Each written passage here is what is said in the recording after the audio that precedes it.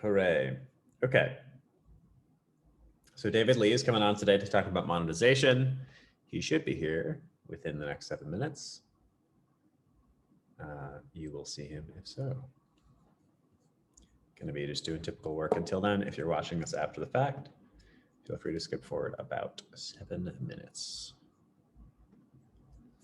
Okay.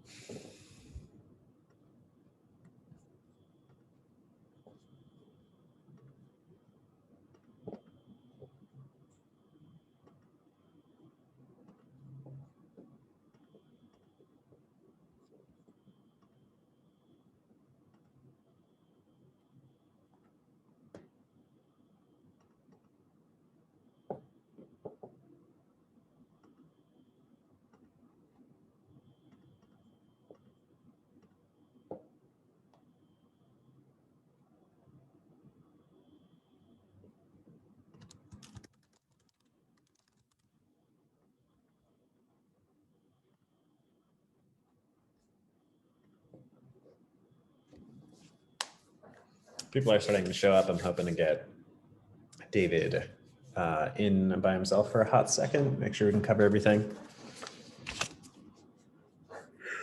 Whew. Monday. My beard's all messed up from wearing a mask to do my laundry.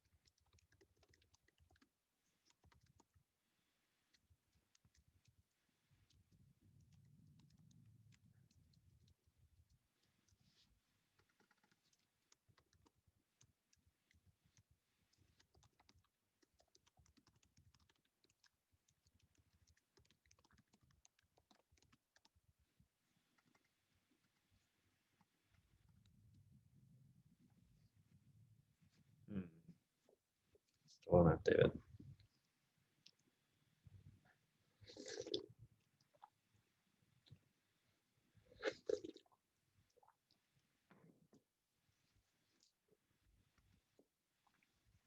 Meeting people now.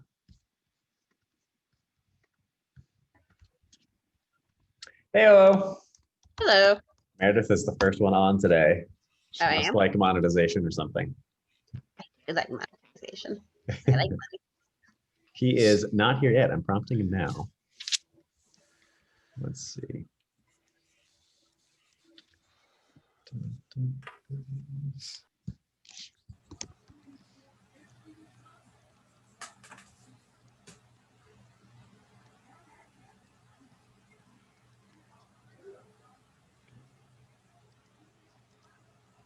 Who has a weekend shenanigan to tell me about? What did you get up to this weekend, Meredith? I almost said Mitchell. Nothing particularly exciting. I went hiking at Alum Rock in the Bay Area. That sounds nice. Yeah, nice wide bunch of paths and such. It was cool. Cool. And I hung out with my girlfriend, and that was about it. That sounds great. Yeah. Okay, sweet. Here's David. All right. We did we went up to Mount St. Helena and did my first ever outdoor rock climbing trip. It was terrifying. It sounds terrifying. It was really fun. We went up probably, they were only ever, I don't remember the technical term, but you only ever have to go up one rope. It wasn't like we climbed and then like stopped and set up new ropes and kept climbing. That's lucky. Yeah, that would be too much work. David. Hey, David. What's up, guys? How's it going? What's up? All right. How you doing today? Pretty good. Great to be Fantastic. Good. So we're going to give probably like 2 minutes and then we'll get started just to make sure people have a chance to show up. How you doing today, Cool. David? Do you have any fun weekend plans to tell us about? Weekend memories? Man, so I'm a football fan, and I grew up in Boston, so I'm a Tom Brady Patriots fan, and you know, he unfortunately left last year, and so you know, it's pretty depressing. That's how I knew 2020 was not going to be a good year, because Tom Brady left the Patriots. So I was like, this, you know, that's not a good sign. I didn't even know that. That's a big deal. Yeah. So for those of you guys that follow football, he went over to the Buccaneers, and you know, new team, and miraculously, by the, you know, the God-given gifts of Tom Brady, he made it to the Super Bowl again. So he won the NFC Championship yesterday, which means that next week Tom Brady is going to the Super Bowl for the 10th time. And there's like just some crazy, I don't know if you guys are sports people, but like, you know, Wayne Gretzky is the greatest of all time. There's a famous stat of Wayne Gretzky and his brother are the highest scoring NHL players. And if you take away, you know, his brother who has scored 0 points, it is still Wayne Gretzky. Or other things of like, you know, Wayne Gretzky is the first person to get to 1,000 points, and also the second person to get to 1,000 points again, or something like that. And so, yeah, so Wayne Gretzky is really good. Tom Brady is also getting to those kinds of numbers where it's like, you know, basically there's a 50% chance that Tom Brady will be in the Super Bowl, you know, in his 20-year career. So it's pretty crazy. That's amazing. Well, we have most of our people here, so let me do a little intro. As with most of these talks, I'm going to be a fly on the wall during this thing. I'm mostly just here for technical support or if anybody needs something. So David, I'm going to hand the floor over to you in a second. Let me do a little bit of an intro first. So David Lee, everybody, is a friend of a friend. I met him through a couple of people when I went looking for somebody who I knew was both intelligent enough to talk about monetization and ethical enough to not just talk about the worst parts of monetization. And managed to find David here. So David, once upon a time, worked at Riot Games on a number of different titles where his monetization wizardry took place, and eventually actually left that company and started his own gig called Hidden Leaf Studios. And he is here today to talk about monetizing in the mobile world on a number of different levels. He has a whole heck of a lot to say on the subject, so I'm going to hand it over to him. But the very last thing before I do that is, of course, remember one of our 3 key promises to each other. Let's celebrate and thank the fact that David is here. David, thank you so much for coming. Cool. Thanks, guys. Super exciting to be here. What do? I just screen share? Is that what it is?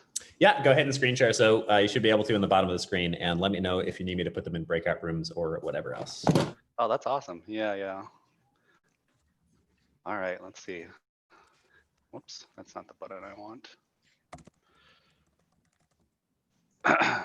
All right, you guys see this? I don't see you guys anymore. Let me pull you guys up. Some beautiful faces Looks here. good.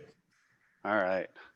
Cool. So monetizing games. Yeah, I'm happy to be here. Quick intro of myself. I am currently the CEO of Hidden Leaf Games. I have worked in a lot of different gaming studios, Riot Games. So I'll do my quick little spiel. I started at Riot Games about 9 years ago as a product manager. I was in charge of a revenue distribution platform. I was in charge of summoner icons, and I was in charge of ward skins. I worked there for about 3 to 4 years before going over to Zynga, where I was the senior PM for a casino app. Worked there for 2 years before I realized that casino apps are not like my huge passion or anything like that. So I moved over to a startup called Super Evil Megacore.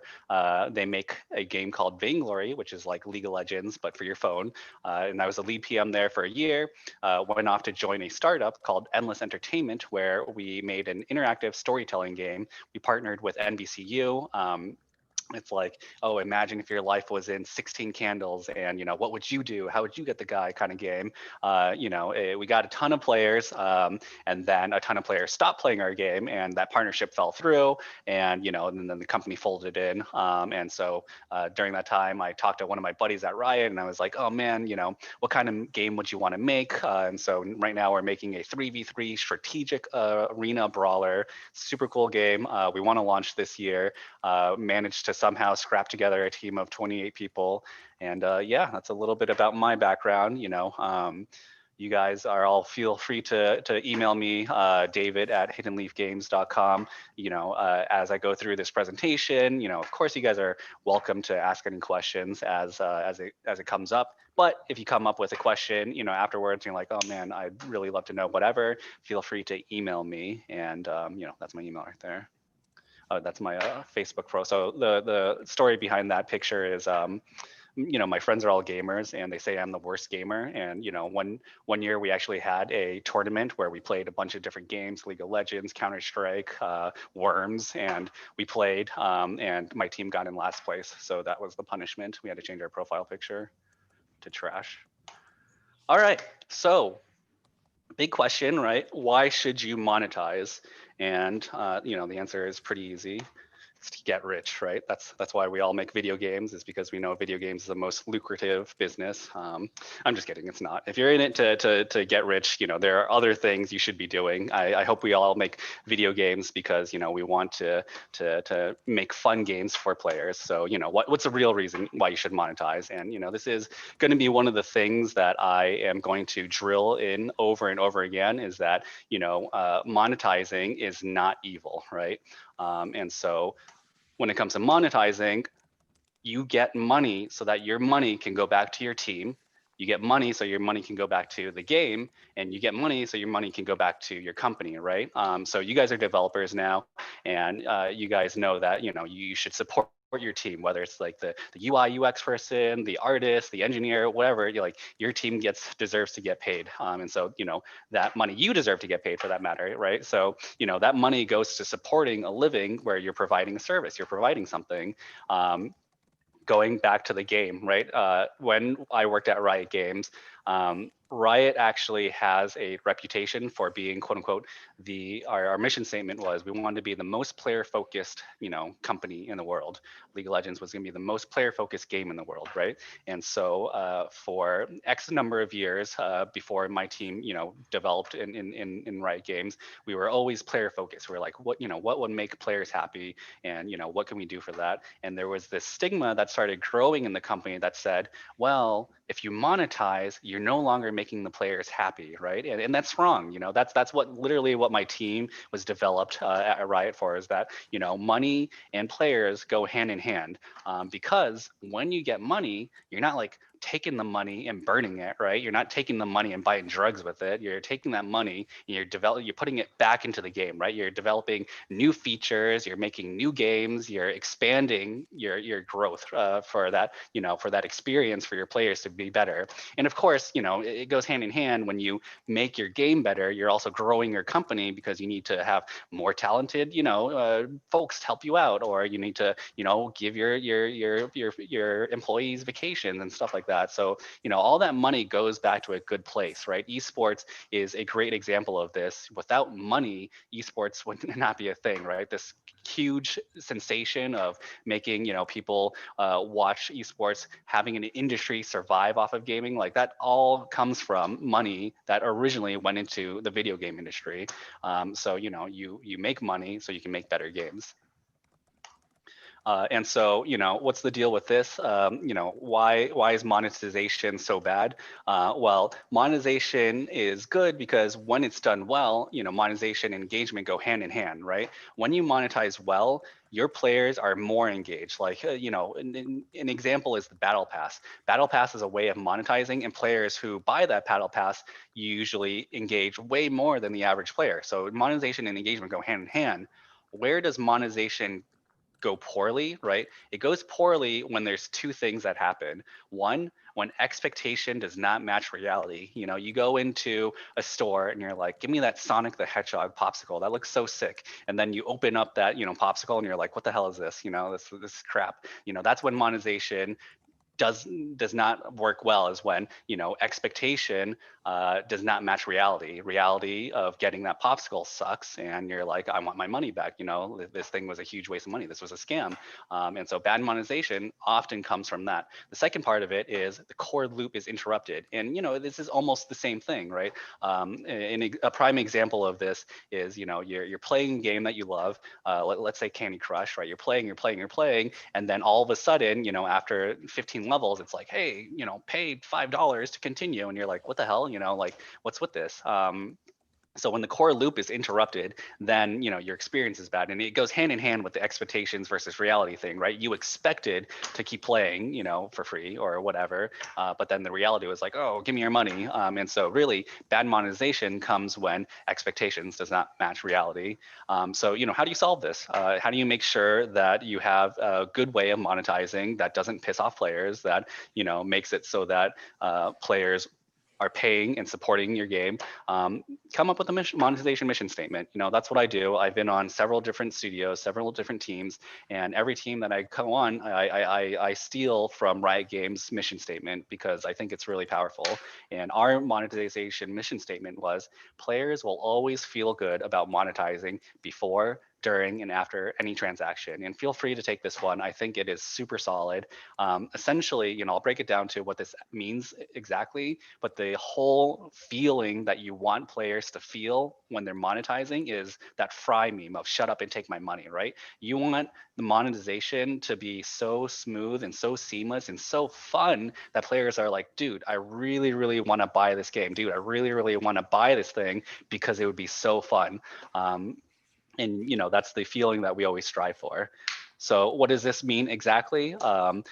This means that before, players will never feel disadvantaged when not monetizing. A good example of this is World of Tanks. If you guys have ever played that game, you go in as a free-to-play player and you're like, oh man, the tank's so cool. I'm gonna shoot things, and then like this level 5,000 tank comes along and smushes you, and you're like, oh my god, that sucked. Like I came into this game, and unless I pay money, I'm just gonna get stomped every single time. And so at Riot Games, it was very easy for us to adhere to this because we said, players should never feel bad about not monetizing. If you ever played League of Legends or other competitive games like this, a good one will make it so that the monetization doesn't impact the core loop. The monetization doesn't impact the core gameplay, and so no player that doesn't, a free-to-play player won't be like, oh man, like I can only win games if I play this.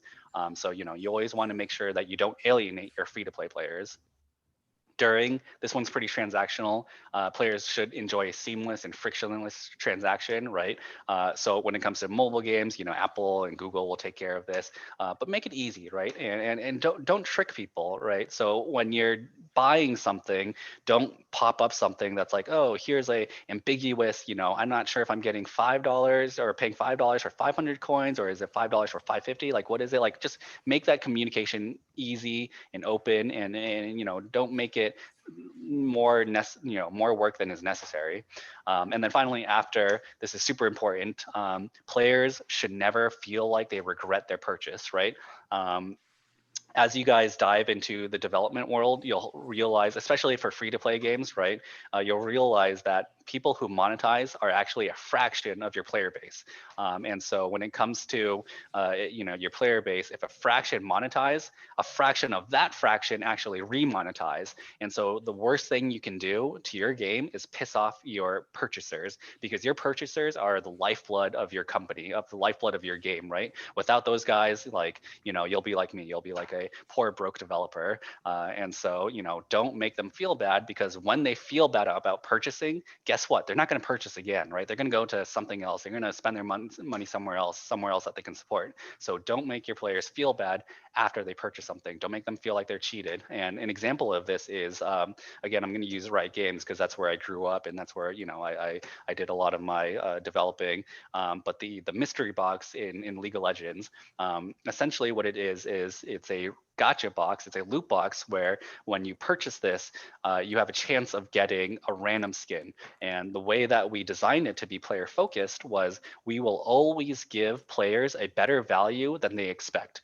And so the box was sold for the lowest price point, $5, and it always gave out a $10 or better skin, right? So that way, when players open it, they're not like, oh, I didn't get the jackpot, I got the booty prize, which is like 25 cents. That feels bad. When you buy a lottery ticket, I don't know how many of you guys bought a lottery ticket, but you obviously, I'm assuming you guys didn't win that $1 billion. You won nothing from that, right? And that was like kind of a waste of money. In hindsight 2020, if you could, redo that decision, you're probably like, oh man, I don't want to buy a lottery. I didn't want to buy that lottery ticket because I didn't win. That's why players feel bad, is because, they don't get the value out of it. But if you give them the value out of it, then they don't regret it. And so, the moral of the story is, don't make your players regret their purchase. All right. So now I'll open it up. I want to open it up. I hate talking for too long because I feel like eyes always glaze over. Bless you. But it's all right, man. I want to open it up to you guys. What are the different ways to monetize? So, you guys have games. What are the different business models of monetizing that you guys have seen? Like advertising? Yeah, cool. Advertising is one of them. How's that work? You want to explain it a little bit more? Like maybe you get to a power up and they offer you the chance to double your power up if you watch an ad, or you can just continue playing and have the regular power up. Yeah, exactly. Ads is a great way to monetize. What else is there? Just got premium games, tried and true. Yeah, so that's, premium games, as in, you want to elaborate a little bit more? Just where you pay up front to do anything, and then there's no additional charges. You just get the whole thing. Yep, exactly. Just paid game. That's the old-fashioned box method. All right, and what else is there? Premium choice focus games. Yeah. I'll elaborate on that one. So that's when you start playing a game and it's a freemium, and then you get to something that you really want, like just a really cool skin or a really cool army that'll help you vanquish a foe, or maybe a kissing scene with someone in 16 candles, and you pay for that. Yep, exactly. In-app purchases, right? That all boils down to microtransactions. You get to play the game, and then there are microtransactions that, whether you choose to or not, purchase, and you get things out of that. All right, so we hit ads, we hit box method, we hit microtransactions. There's one more big one out there. Anyone think of it? DLC? DLC is technically, I loop that into that's a good one. I didn't think about that, but I do that. I think of that as like a hybrid between box, because you're either paying it for it ahead of time, or it's an in-app purchase, right? If it's an in-app DLC, but that is Gotcha. it is its own thing, but it's like a hybrid. One more big one. Go ahead. I don't think this is what you're thinking of, but you can also get sponsored. Yeah, I have that on my slide. That's a really good one. That's a really good business model of sponsorships. But there's a big one that was really popular in the 2000s. Biggest game in the world did this in the 2000 and in like 2001. Subscriptions. Exactly. Last one in. You want to elaborate on that one? Whoever said that. I think me and Ben, but yeah, no, it's just like, you play like, for example, WoW or whatever, or RuneScape, membership or whatever you're playing, and you pay every month a certain fee, maybe $8, $15, whatever it may be, basically how a lot of streaming services work. Cool. Yeah, exactly. You have the game, whether you got it free or a box, and then you continue to pay for the game month after month or week after week, whatever the subscription is. Cool. So yeah, you guys hit pretty much all of them. There's paid in-app purchases, subscription, ads. Someone even hit the sponsors. I was actually surprised about that one. Or just hybrid, right? Nowadays, we're in 2021 and things are hybrid. Some things are boxed and in-app purchases and subscription and advertisements.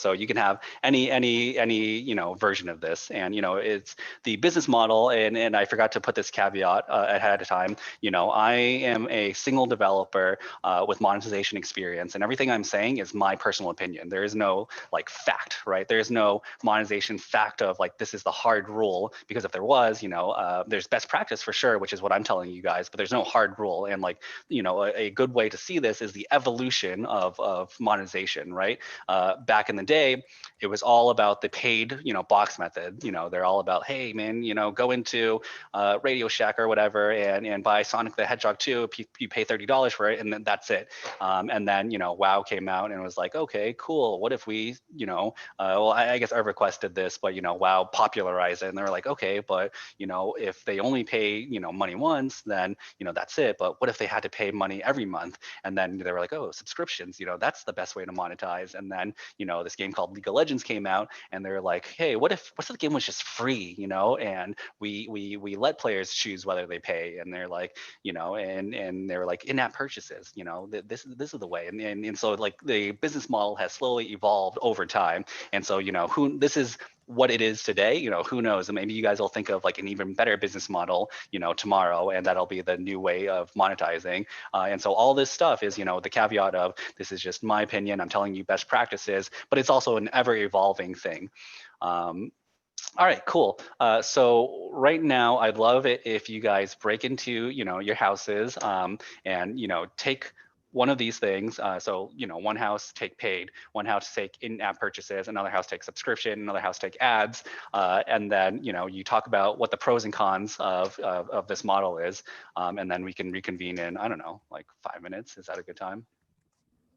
Probably want to give them a couple more minutes than that, but yes. Okay. Yeah. Let me stick them in rooms. Do you want to like go through with them which houses are going to do what while I set these up? Yeah, I have no pref. If anyone has a preference on one of these, they can take it. Otherwise, I'll just go in order of like, Gryffindor, Ravenclaw, Hufflepuff, and then Slytherin for the last one. But well, otherwise, I have no preference, Okay. So House, who am I doing first? House Ranger, what should they do? Somebody in House Ranger either take prerogative or David's just going to give you one. Ads. Okay, done. And what about House Cleric? What are you guys going to do? In-game purchases. Okay. And let me hold on here. Take me a second to put these all together. Great. What about House Rogue?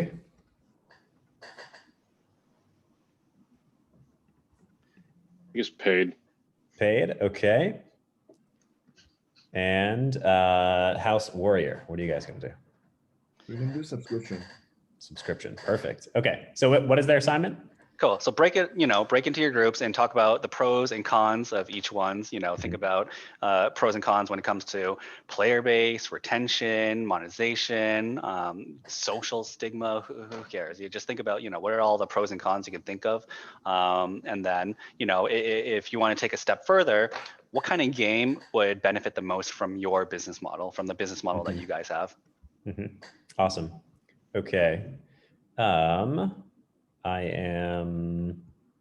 Who am I missing here? 1 second. Nick. Okay. What is VL Room 18? I'm sorry. I logged in through my work email Okay. address. My mistake. That's me. Okay. I was like, who is this? We're getting hacked, y'all. Okay, hold on. Meredith Shifeng, Joe and Chino. Okay. You want me to open the rooms, David? Yeah, yeah. I have no idea how Okay. to do this stuff. Yeah, thanks. Yeah, no problem. All right. Rooms are open, guys. So you have about 10 minutes. Wow, look at this. This is really cool. There's a pointer. Ooh, I didn't even know that. What program are you in? Is this? I'm just in Zoom. Yeah, this is just Zoom. Oh, wow! I didn't even know that. Yeah, That's I'm just gonna when you use share your this. screen, you can do that. I guess so. Yeah. Oh. Do you want me to stick you in with any of them? Yeah, sure. Yeah. I'll Okay. jump. Let's see. Am I able to move myself or? Unfortunately, no. There's no way for me to do that unless I make you the only host. Yeah, which is Yeah, ridiculous. Yeah. So you can just shoot me a private message, I believe, when you're in a room, and I'll move you to Okay. a different room. Okay. Cool. And let me figure out how to shoot you a message. Yeah. So in the chat there, you can do two. Oh, once you're in this room, it might not work. Once you're in a breakout room, it might not work. You can always shoot me an email. That's true. Okay. And I'll get that. Or I don't know if you want to join with me, we can be like, you know, Okay. we can bounce in and out together. Sure. All right. Let's pop in room one. Yeah. I'll pop in now. Okay. So under breakout rooms, you should be. Cool. I see it. Yeah. Okay. Great. I'm gonna go in there too. Kind of idea, I think. Right. I guess. Done. Hello. Oh, someone's here. Hello. Hi. Hello. David and Willem both. Yeah. We're just checking out the conversation and stuff like that. That's all. Sure. We're just complaining so far. We hate that. Yeah, welcome to the dev world. You'll fit right in. So we have stops people from playing, breaks core loop. What else you got for me, guys? Let's keep complaining and then we'll think of things. What else don't we like? Or what do we like? I like the tiny ads that come at the bottom. I do too. Those I aren't that love bad. that. There's multiple ways to implement ads in a game, and so you could either be really intrusive, like what we were talking about, right, where they just sort of like make you do it and you have to like waste your time, or they can be kind of like nice little banners or something in places, or you know, things that are off to the side. Cool. I support learners. I don't mind it when it's every few levels. Oh, sorry, Trevor. What were you gonna say? No, not at all. I agree with that. I was just gonna say, I think I like it when it's like optional, like you can get a power up and you can double your power up if you watch the ad or not watch the ad, and it's fun. Or even better, if you watch the ad, you get coins for the store or something. Yeah, right. That Like makes or it way you get more like 100 addictive. coins, but if you watch the ad, you get 200 coins. Yep. Yeah, some sort of in-game benefit, right? Like I've done that that. actually means something, not like a worthless one where they're like, really, that this doesn't do anything. When it's used to punish you, that's you know, like you were saying, when you lose a level and they punish you by watching an ad, that's like it's not fun.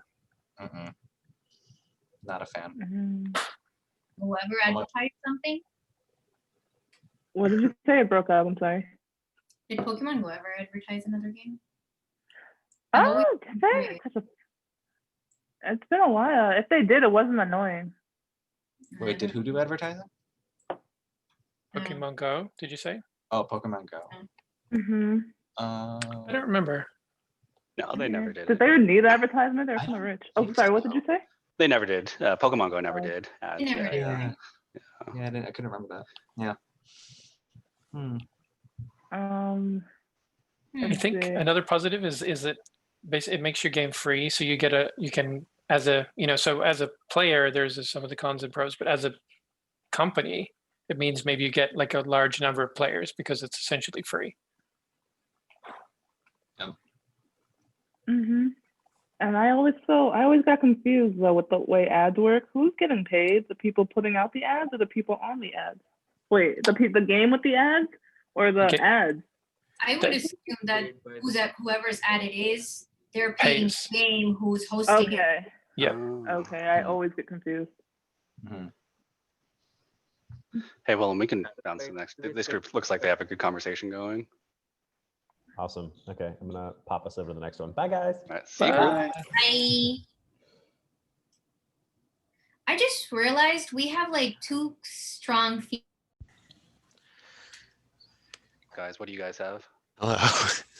We have 2 pros and 3 cons. Who do you guys have? Sorry, which Oh, business? oh, we have in-app purchases. Oh man, you guys have the best one. You guys should have like 1 million. Almost choked on my Keep teeth. working at it, yeah. Well, what's some of the stuff on your list? Sure. Right now, pros. Game is complete without purchases. Might increase people's engagement with the game. Cons, not everyone buys. Large user base for it to be profitable. Difficult to implement in a way that does not feel predatory. That's what we have so far. Cool. Think about all the different microtransactions there are, you know, and think about what is good or bad about those. Yeah, I mean, if we're talking cosmetics, maybe player expression and pros, because you can choose like what your character looks like. Yeah. I guess a con would just be you're constantly having to work on the game, like it's never over. You're never done. It's, yeah, you know, what new cosmetic thing can you come up with? Pro would How be about, let me ask you guys this. If you think about box method, how many different ways are there to monetize in the box method in the paid? Just one. Only one? Yeah, You there's just only buy one it, way, yeah. right? Yeah. Now let me yeah. ask you this: how many different ways are there to monetize for in-app purchases? Many. Yeah. Yeah. It's a big pro. Flexibility.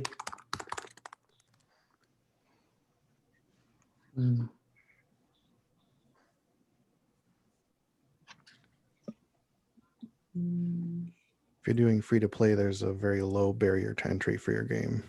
Yeah. So increased exposure. That kind of helps the large user base part. If it is free to play, your user base will be larger, hopefully, because the barrier to entry is lower. Right. There could be, as a pro, like multiple points of like purchase, I guess. Like it would all be in the app, but there could be different moments during the game when a purchase would be offered. Right. You know, before you start playing, or do you want to continue playing because you lost, or what have you? Okay, well, then we can bounce to the next one. I also don't think I have the functionality to DM, as weird as that sounds. Oh, you might not. Here, I'll at least make you a co-host, but there's even the co-host has restrictions. It's a bit of a pain. Okay, guys, we're gonna take off and check in on the next room. Sure. Okay. All right. Good job, guys. Great work. Thank you. Okay. Yeah, How much time are we in? We're 5, 6 minutes in? Yeah, got another 3 to 5. Okay. All right, room 3. That seems to be the way. Yeah, a lot of early indies go. access is good for, like, you know, strategy games or roguelikes or those sort of games. Yeah. But I think what's really common for like for story-based games is you basically start the marketing and start the monetization for a premium game by like having a super compelling art style, and then use that to basically get people interested on Kickstarter or whatever. And then Kickstarter. I mean, I have an indie friend who's like, he's toying with the principle that you should either always do early access or Kickstarter. Yeah, that makes sense to me. I think early access is a trap. A trap for the developer, a trap for the user. Yeah. I just think it's a trap for the developer because it's basically a launch, and most people don't care whether a game is early access or not. They're just going to be like, "Oh, this game is trash." When they see it. I think there's examples where it's really clear. It's like, as long as the developer knows that people still think that way, like early access is a good way to just not have an ending yet or something like that. Like Subnautica or Hades had that property. But It's Hades like was the good quality was all the way there, but they just didn't finish the game yet, and they made it clear that it wasn't finished. And how many levels did Hades have when it was on early access? What was the last level? Well, I think they still had all 4 worlds. They just didn't have all the narrative content. And Oh, I think And it they wasn't didn't balanced. have maybe all the weapon aspect. There's a lot of like features they didn't have yet. But what they did have was polished, or at least reasonably polished, that people weren't pissed at them. Obviously, That they game is polished so a lot fucking more. polished. It's disgusting. I hate it. I saw a YouTube video about how you should like prioritize polish over development if you're trying to like get people to play your game. Like, because if the game systems that are in there are good and fun and it looks good and there's nice sounds, then people are gonna like stay interested in your game. But like if you take that and because of that, it's more valuable than actually like implementing new features before you polish the ones that you already have. Well, yeah, I mean, there's like the whole core loop theory, which I definitely describe too. Like, you know, like when they developed Mario 6, oh, go ahead. Go ahead. I was just gonna say the you know, the answer is like you have to have both. You know, you have to have both polish and you know, good features. But to your point, Adrian, like core loop is you know, so important. And I think, you know, if you have a fun game, it kind of goes hand in hand. Like if you're polishing a pile of crap, right? You have a pile of crap, and like you have the world's prettiest pile of crap, but then you've spent so much work, you know, polishing something that sucks. And you know, I think there's only one game I can think of where you have something that looks like shit, but that is actually really fun, that it succeeded, and that's like League of Legends. That was like, you know, it became like $1 billion company, even though it was so buggy and so ugly and so nasty looking. But I just don't think, you know, that's the exception to the rule. And so like nowadays you just have to do both, and it's, you know, you have to have a really fun game. But to your point, you know, you don't go expanding, right? Like it's like whatever you build out, you make really, really quality. It's better to have quality of like a tiny thing than like, you know, mediocre shit for like a lot of things. I think that quality has like 2 dimensions. There's like the game mechanics, game feel aspect of it. And then there's very much the like marketing, like you can put this on Twitter and people react to it. Yeah. It's like you can like polish those 2 things. Do you want to hop into the last group? Yeah, we're gonna take off, guys. Great work, though. All right, see ya. Cool. Not really talking about the paid business model. Bye, don't listen. Started there. All right, before. Because yeah, like you. Hey, David. Hi, David. House Warrior. How you guys doing? Hello. We're good. Cool. What do you guys have? Subscription services. Subscription. Nice. What do you guys have on your list so far?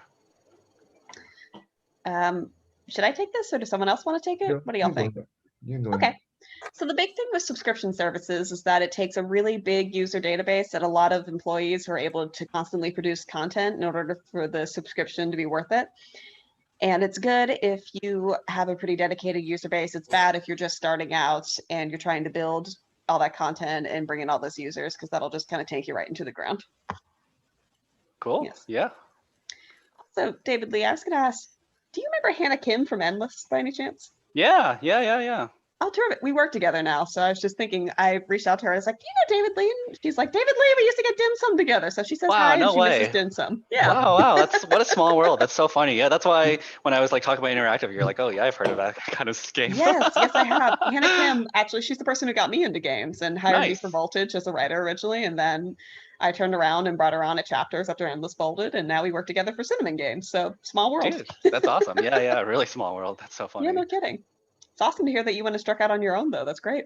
Yeah. You know, it's always something that I've always wanted to try out. And as much as I love interactive storytelling games, and I my philosophy with game devs is it's a game in itself just to make the game, you know. And so it's, you know, casino apps, interactive storytelling, even though those aren't the games that I normally play, it's so fun working on it. And it's so fun to, you know, to develop it and see how players react and stuff like that. Absolutely. But at the end of the day, you know, like I wanted to try out something that I was super passionate about, and I'm super passionate about, you know, competitive games and social games and progression games, and so we try to combine all 3 of those into one game, and so that's what me and my co-founders are doing now. Very cool. I'm excited to see what y'all come up with. Keep me in the loop about it. And Yeah. everyone else. Anywho, just wanted to say hi from Hannah Kim and now cede the floor. That's awesome. That's really, really cool. I had a random question, David. Yeah, go for it. A little it. off topic, but are you a Naruto fan? Is that where you got your name from? You know what, man? My co-founder and I are weebs, right? Like we love anime. We grew up on anime, and so we named our company out of Naruto, and it's somehow we actually found a whole team of also anime nerds, and we always like give each other anime suggestions and recommendations and memes and stuff like that. So I think gaming and anime actually, not surprisingly, has a huge overlap. Yeah, as I heard the name, I was just like, that's Naruto, right? It's got to be, or else would you come up with a name like that? Yeah, for sure. Our thing is, and especially if you guys get into indie game startups, never give up, and because boy, there's going to be a lot of times when you're making a game, you're like, oh my God, this is very, very difficult, and so we try to stick to that of that what do you call it, way of the ninja of never give up, never go back on your word. So our word is we're going to make a game and we're going to do it. Awesome. I didn't catch that myself. I was more of a DBZ, I was more of a DBZ guy than a Naruto guy, but I'm still ashamed that I didn't catch that. All right, should we all hop back in? Yeah, let's close them up. As you know, I have a ton of stuff to go over. Yes. All right. You can leave the breakout room, dude. Fantastic.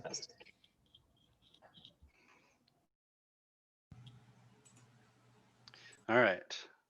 So everyone pretty much back? I can't tell. Yeah, the way it works is they have 60 seconds to come back in case they're in the middle of doing something. Yeah. So they're flooding back in now. They have, I can tell you when everybody's back in. How about that? Okay. We have 30 more seconds. Cool. So what's going to happen is I'd love for somebody in the group to talk about the pros and cons, and then I will list out the pros and cons for what I think of that thing is, and then any other notes that I might have wrote down for that business model. I forget what order I put this in exactly, so we'll find out together. All right. 12 seconds. Okay. They actually still haven't come back, which usually means they're in a heated debate. Great. or bathroom break, Or bathroom break. All right, there's everybody. So whoever did paid, send a representative, and let's talk about the pros and cons for paid.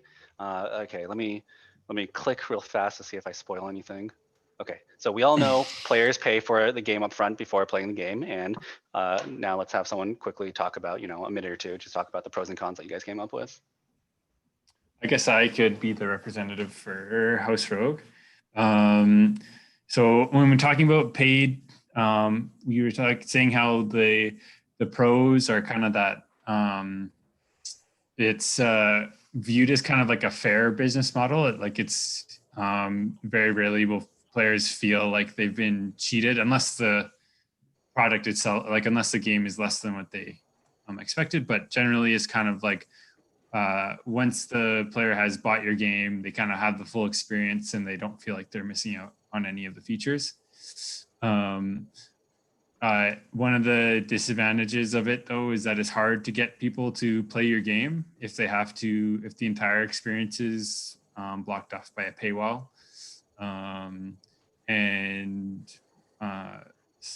You have to work harder at doing other promotional stuff to get people to pay for it.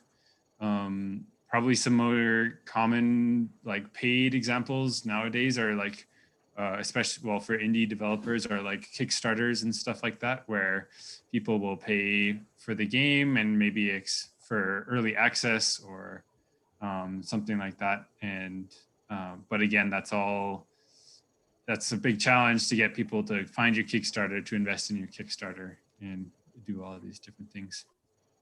Cool, man. Well said, Kyle. You pretty much hit everything. Paid games, that's the way of the 90s, the 2000s, right? Pros, revenue and installs are directly proportional. So this is one where as a game developer, you're like, oh, I wonder how much money my game's going to make, or I wonder how much money my game is making. Super easy. You just multiply, how much people paid for by how many people, bought the game, and then you have your revenue. So very easy to predict, very easy to manage. Easiest way to manage expectations, you covered this, right? It's you get everything when you pay for a box, or at least that's how it used to be. You get everything, and like you said, it doesn't mean that players will automatically be happy with it, because you can pay $10 for a piece of crap, and then you'd be like, oh my god, I spent $10 on this. This sucks. But it is the easiest way among the different methods, because it is the simplest. Cons.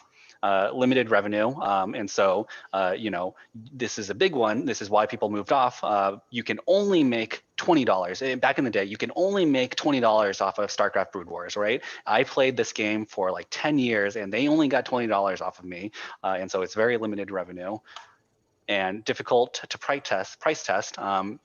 This is a big one as a game developer, right? You're like, hey man, like, should I put my game on Steam for $5 or $10? Who knows, right? Like, you literally have to guess. You have to do the market research. You have to do user research. It's not like an in-app purchase where you can just price test and be like, oh, I'm going to sell this thing for $5 for these players, and this thing for $6 for these players, and see what's optimal. So it is much more difficult to test, especially nowadays with the internet. Everyone's like, imagine Cyberpunk if your friend had to pay $100, but you pay $10, like, people would not be happy about that. And it's difficult to gain a player base, right? Especially nowadays with free to play, there's so many games out there. If you charge your game for $10, you pretty much have to have, some sort of, background, right? You have to be Blizzard, you have to be Riot, you have to be someone with some credibility, or you have to have like a really good demo, or you have to spend a lot of money on marketing to actually get a player base. And so there's a huge barrier when you actually have to pay up front. And of course, you can mitigate it with a demo, you can mitigate it with a free version, but it's still very difficult. And David, do you know that you aren't screen sharing? Am I not screen sharing? Oh You my are god! not. So I'm just talking, and all of you guys are just like, oh, man, this guy's moving really fast for. Okay, let me screen share. And you're like, StarCraft Brood War? What the hell is he talking about? All right. So basically, I just went over all the stuff that I just said. I am now screen sharing and mitigate with demo. What is this game best suited for? Well, it's best suited for games that you make, you ship, and you forget about, right? It's simple. You put a price out there, and if you don't have to support it, this is the best kind of business model for it. Real quick, I want to just go over this. What does this mean? This is a basic supply demand curve. Essentially, if you sell for $10, then you'll have 10,000 players pay for this, right? But why this sucks is because all these players, this guy who's willing to pay $20 for it is now paying $10, so you're losing out on this revenue. So not only is revenue limited in the sense that you can only pay once and you're done, but also you're not matching the demand curve. So this is a really big thing for, for box method of why it's not optimal, is because, you're alienating a ton of players for playing your game, and you're losing out on a lot of revenue right here. All right, subscription, who is that? 1 or 2 minutes, fly by as fast as you can, because I have a lot of stuff. Sure. House Warrior did subscription, and the main thing that we pulled from it is that you need a really large user base, and you need a lot of content that you can continuously pump out in order for it to be successful. The good news is that if you have those, they can make a pretty heavy profit, as we've seen from items like Netflix and basically every streaming service out there that's made it big. And also from MMOs that continue to charge subscriptions. Cool, very cool, well said. As you guys know, players pay for this on a monthly basis. Pros, revenue, and it's also a little bit simple to track, because you're just like, oh, how many players are playing my game this month? And you're like, that's how much money I'm making. Easiest way to manage expectations, because it's similar to the box method. You're just paying for everything, like you said. You just develop everything, and then they get everything for that month. Cons, limited revenue still, right? Right here, it's a step up above the paid box method, because now instead of a one and done, you're like, oh, I'm paying $15 of Netflix, I'm paying $10 a month. But guess what? If I'm Netflix, I'm like, dude, I can only get $120 a year off of these guys. It's a limited revenue. It's higher revenue, but it's still limited. So that's one of the cons, and can limit retention, right? Subscription method. Wow, Netflix, if you're like, hey man, I just saw Bridgerton, I'm not gonna pay for next month because there's not really anything I wanna watch. Well, suddenly, they're no longer engaging with your game or your app because it costs money. So it can limit retention, limit engagement. And it's best suited for, exactly like you said, for games that you make and want to continue adding content for it to support, right? In the example before for StarCraft Brood War, they continued to patch that game for for years and years and years, and add new features and stuff like that. But that was not a smart business move, because they didn't get any money off of that. Whereas for World of Warcraft, they were like, wait guys, if we're working on this game, we should probably charge players for it. And so, you know, if you want to continue working on this game as a live service, and it's not a one and done, then, you know, you want to do subscription. All right, ads. Who has ads? That was House Ranger. So from the player perspective, we had that it can break the core loop when it's obtrusive. Sometimes the ads can be used as punishment, which is not fun. Some of the cons, so some of the pros as a player, if they're unobtrusive, like tiny ads can be okay, or if the ads are used in such a way that it sort of adds to the game and doesn't remove from the game, you know, like doubling coins, for example, like an in-game benefit. For a developer point of view, it can increase the player base because essentially the game is free. A con as a developer, it might take more work to sort of get set up, like to set up the mechanism to deliver the ads than just a straight game would. The customer starts to become the product and not your game. And I think you sort of touched this on some of the other ones, like per install, you're getting a lot less money potentially, I think. Cool. Well said. Well said. You hit the nail on the hammer. So you guys know what ads are. So I actually wanted to focus because you guys are, I think, mobile focused. I do want to take some time. I think someone already mentioned this, but there are different ways of advertising, right? Interstitials are the intrusive full screen takeovers, and interstitials in the gaming industry are forced, right? It's basically like if you've played Words with Friends, after every move, you see a thing. After Among Us, after every game, you're forced to watch an ad until, you know, until you've watched that 30-second thing, and then you can play the next one. Interstitials, forced, take over entire screen. Banners, top and bottom, or anywhere else. I think I've only seen them top or bottom.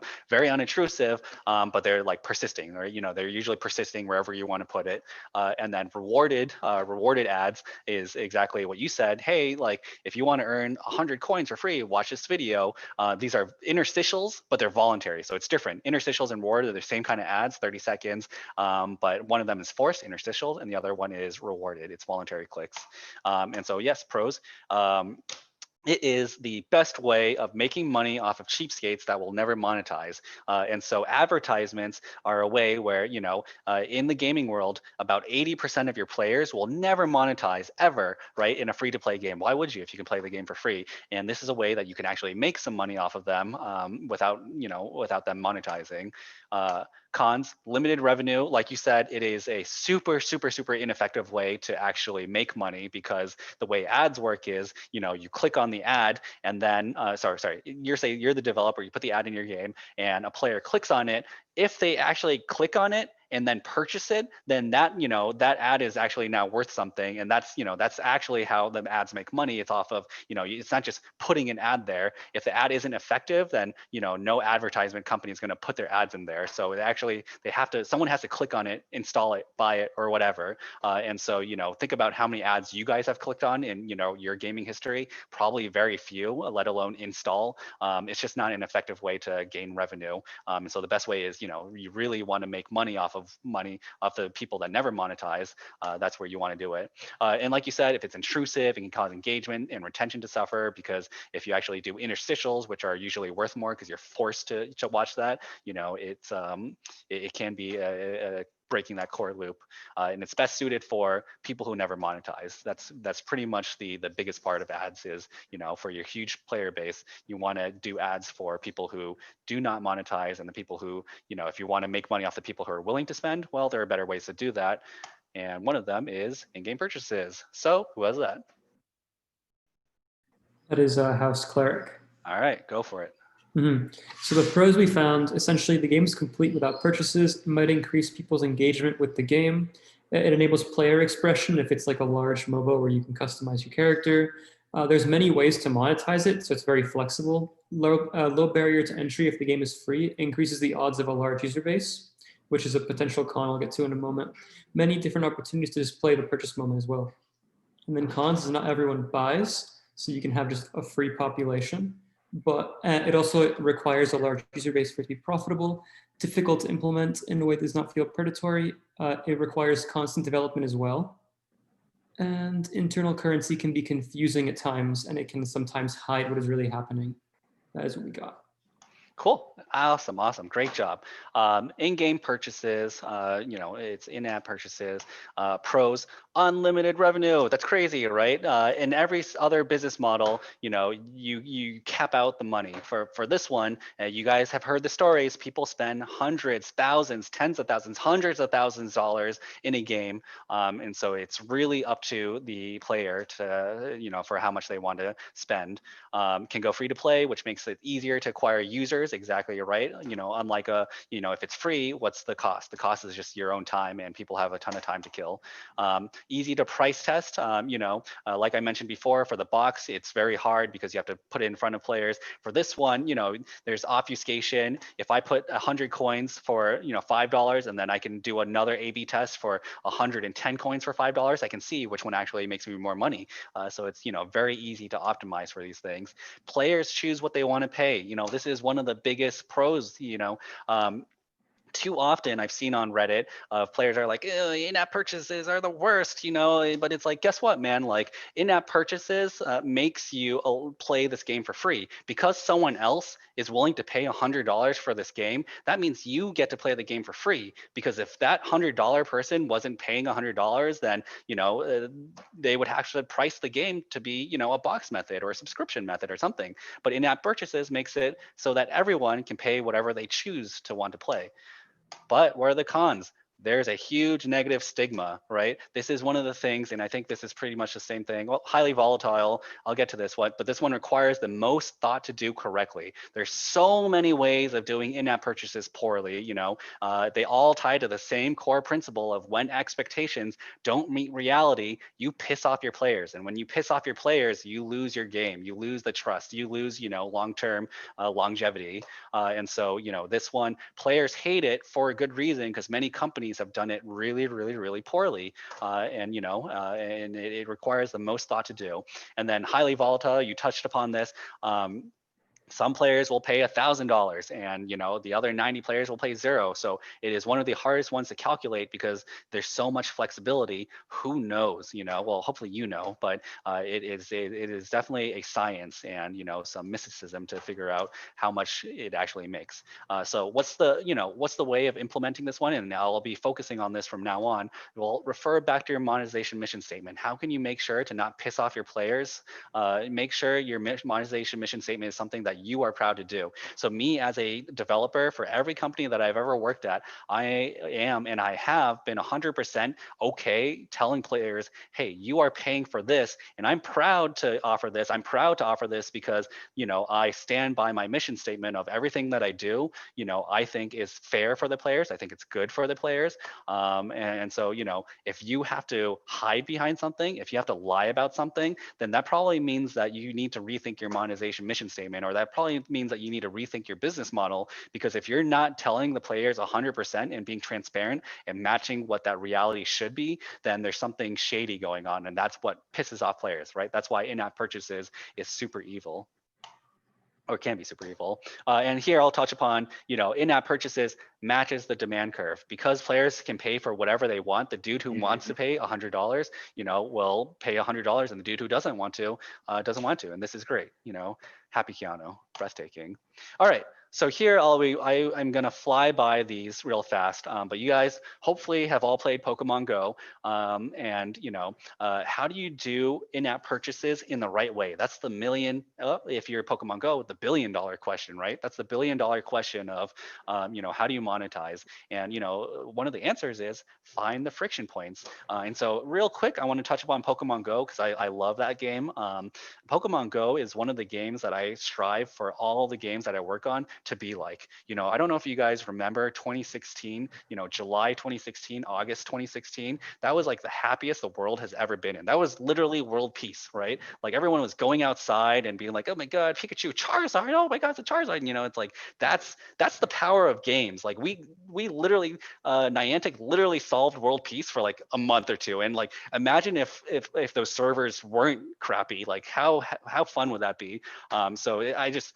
That was a tangent. I love that game. It's very inspiring. I hope all games, will take that boundary and like push it to the next level and bring that happiness. That's what I as a developer achieve or want to achieve. So right here, what does a friction point mean? Well, okay, let's say you know what your core loop is. So for Pokemon Go, you explore, you meet a Pokemon, you capture the Pokemon, you collect it, and as you collect it, you level up, and when you level up, you upgrade your Pokemon, which means that the next Pokemon you get will be stronger and stronger, and that's your core loop. That you do that over and over and over and over and over again, right? And so monetization is taking this core loop and finding what the friction point is. And so the first one, I'll say is we'll start at encounter, right? From encounter to capture, what is the friction point? Well, here's a little hint, right? When I encounter Pokemon and I suck at it and I run out of Pokeballs, I can no longer capture. That's a friction point. What will make a player's process from encounter to capture easier? Having more Pokeballs, having better Pokeballs, and so that's one of the things, and this exercise will be really easy if you guys have actually played Pokemon Go, because you know what they offer, but they sell Pokeballs, right? They sell Pokeballs because they know when you encounter and you miss and you want to capture, you need more Pokeballs. So that friction point is solved by selling. And the answer is all these friction points are solved by selling. And so capture to collect, what is that friction point? Okay, so now that I have captured the Pokemon, it goes do, do, do, do, do, right? And then it says, oh, sorry, your storage is complete. They designed their game so that way you have a limited amount of Pokemon you can actually in your data bank, right? I can either take that Pikachu and grind them up into candies, or I can pay for more storage and be like, oh, this was the Pikachu that I caught, in July. It's so cool. Or the IV is so high, like I want to keep this one. So that's the friction point, right? The friction point is between capture and collect. What could a player want? Like, how do you help that player transition to that next core loop point? Next up, collect to level up. What's that friction point? Well, if someone just wants to level up and they're collecting at a normal speed, what could possibly get them to get to the next point in the core loop faster? And, a lot of you guys are probably thinking this. I'm just going to say it because I'm running low on time. It's boost, right? XP boost. I think they call it lucky egg. When you have a lucky egg, then everything is double. And, if you've raided, if you've done anything before, you're like, oh my God, crack a lucky egg so that I can get to level 30 and get that cool sweater or whatever that outfit is. That will help them get to that thing. So, friction points, there's friction there. You want to lubricate it with money. You want to lubricate it with in-app purchases that will get them faster or get them easier to that point. Next up, level up to upgrade. Same thing here, pretty easy. As you grind your Pokemon and level up your Pokemon, they become Candy and Stardust, and then you run out eventually. What's an easy way of getting to the next level? Well, if I want that, I have a 98% Lugia in my inventory, and I want him to be the best. How can I get more Candy, or how can I get them leveled up? Well, it's getting Candy and Stardust, getting the resources that I specifically designed for to be limited, and selling that. And then do I have a last one here? I do have a last one here. And explore and encounter, right? So I'm exploring, and then I'm like, dude, where are all the Pokemon, right? That's the friction point. When I'm walking around and I don't see Pokemon, that's the friction point where it's like, oh man, I'm not encountering because I'm not getting there. And there's incense, there's I forget what the other one is, but there's basically things you can do to attract more Pokemon. And I don't know if they've sold this yet, but there should be things that you can do to attract rarer Pokemon or whatever. I know the Hogwarts game already has this. And so, think about the core loop, think about your core loop, and guess what? The answer to how do you monetize well is like, well, you have to use your brain and you have to understand, why do players play your game, right? Segment them into different user bases, segment them into user journey types, and just think about what would make their life easier or better or more fun. And think about your core loop, think about where your friction points are, and then monetization is all about lubricating that friction point. That's one way of doing it. And so I don't think I have time for this right now. So I'm going to think about this in your head, and what are some in-game purchases you like and don't like. And it's really easy to learn from that, right? And that's all game development is looking at what competitors do and seeing and doing it better. And so if there's ones that work, here's an example. Battle Pass back in 2018 was the shit. They were like, oh my God, Fortnite made this battle pass and everyone's going crazy. And now when you play a game, everyone and their mom has a battle pass, right? So, you know, they took something that people liked and then just implemented into, you know, you can implement it into all sorts of games. And then obviously things that you don't like, understand why it sucks, you know, and don't do that. Okay, I'll go over some common in-app purchases that, you know, when you're developing your game, you can think about. First one is energy system, right? An energy system is basically when you play your game, if you are hard gated by some sort of currency, something that refills over time, that's an energy system. Candy Crush is an easy example. When you run out of lives because you've lost too many times, you have to wait, you know, 24 hours or whatever the refill time is to get it. And the super easy way of monetizing is time versus money, right? Do you want to wait 24 hours or should I just pay $5 and, you know, get 5 more lives or get a energy refill boost or whatever it is? So there's a way of monetizing the energy system. And I want to go back to Pokemon Go real fast. You know, games that you don't think is an energy system are actually energy systems, right? Like Pokemon Go is actually an energy system because you depend on Pokemon balls. Sorry, I called it Pokemon balls. Pokeballs. You depend on Pokeballs to capture Pokemon, right? And that's an energy because if you don't have Pokeballs, you can't do any of this stuff, right? Well, you can level up and stuff, but you can't do the core loop of encountering and capturing. It's an energy system because how do you get Pokeballs? Well, you can get them in your daily rewards login or you get them in the Pokestop. Either way, you're waiting for something to finish to refill that energy. And so, you know, think about your game. A lot of the things, energy doesn't have to be a straight up like, you know, oh, you literally can't play the game. You can obfuscate it by doing other things. So say like, oh yeah, you encounter it, but you can't, you know, do anything more because you're running out of some sort of resource, some you know, a Pokemon. So a lot of things, it's not just a straight up whether you can play or not. There are other things you can do to, you know, make an energy system. Power, there's a very common in-app purchase, again, using Candy Crush and puzzles, whether, you know, if you suck and you need to buy a power up because, you know, that level is crazy hard, then you can purchase, you know, power ups, which is the ability to do something more, to be stronger, to unlock a level, to unlock a new character. This typically works best for PvE games where competitive integrity isn't, you know, integral to the game, right? Imagine playing League of Legends and I'm like, hey man, like I just purchased, you know, $10 and I start off at level 18 and everyone starts off level 1. Well, I wouldn't play that game anymore because I'd be like, well, it's just a matter of, you know, it's just a matter of whether you paid or not. And that's not to say that it can't work, right? In my earlier example, World of Tanks is a pay for power game. It's all about expectation meets reality. It's what you communicate. It's what your, you know, what your game is all about. And so, you know, if competitive integrity is something that you really care about, then, you know, then this is probably one of the harder ones, but it's not impossible. Brawl Stars is a good example of one that's done well. Even for PvP, power can be sold. So using my example for League of Legends is a pay for power game technically, because when you have a million champions, when you have a million champions, when you go into the draft pick, you're like, oh, well, I only play this one. Oh, great, I can counter it because I have this selection, right? So, you know, pay for power can be obfuscated by different ways. So in League of Legends, they make sure once you get into the match, nobody has an advantage. But before that match, you know, the dude who has all the champions unlocked is definitely at a slight advantage. So you know, pay for power can work in PvP games, but it is definitely easier in PvE.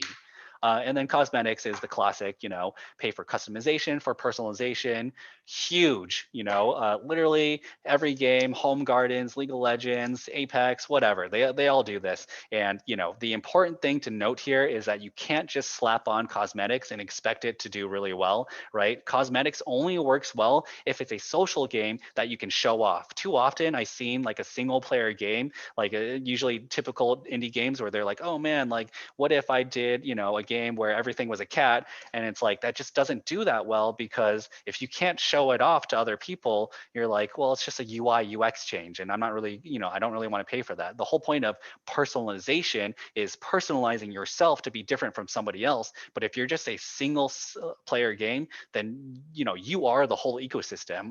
And so it's way less effective if you can't actually see what other people are doing.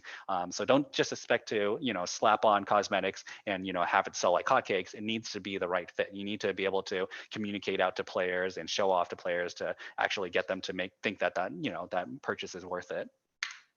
And more in-app purchases. I could go on forever about this because that's the beauty of in-app purchases. There's just so many creative ways. That's why it's hard, right? That's why it's evil. That's why it's good. That's why, you know, because it can be used in so many different ways. And it is the most powerful for sure, because unlimited revenue. You know, if you do it right, you can make way more than box, way more than subscription, but you have to do it right. It takes the most thought. The reason why you can make the most money off of this is because, you know, it takes the most thought to actually implement.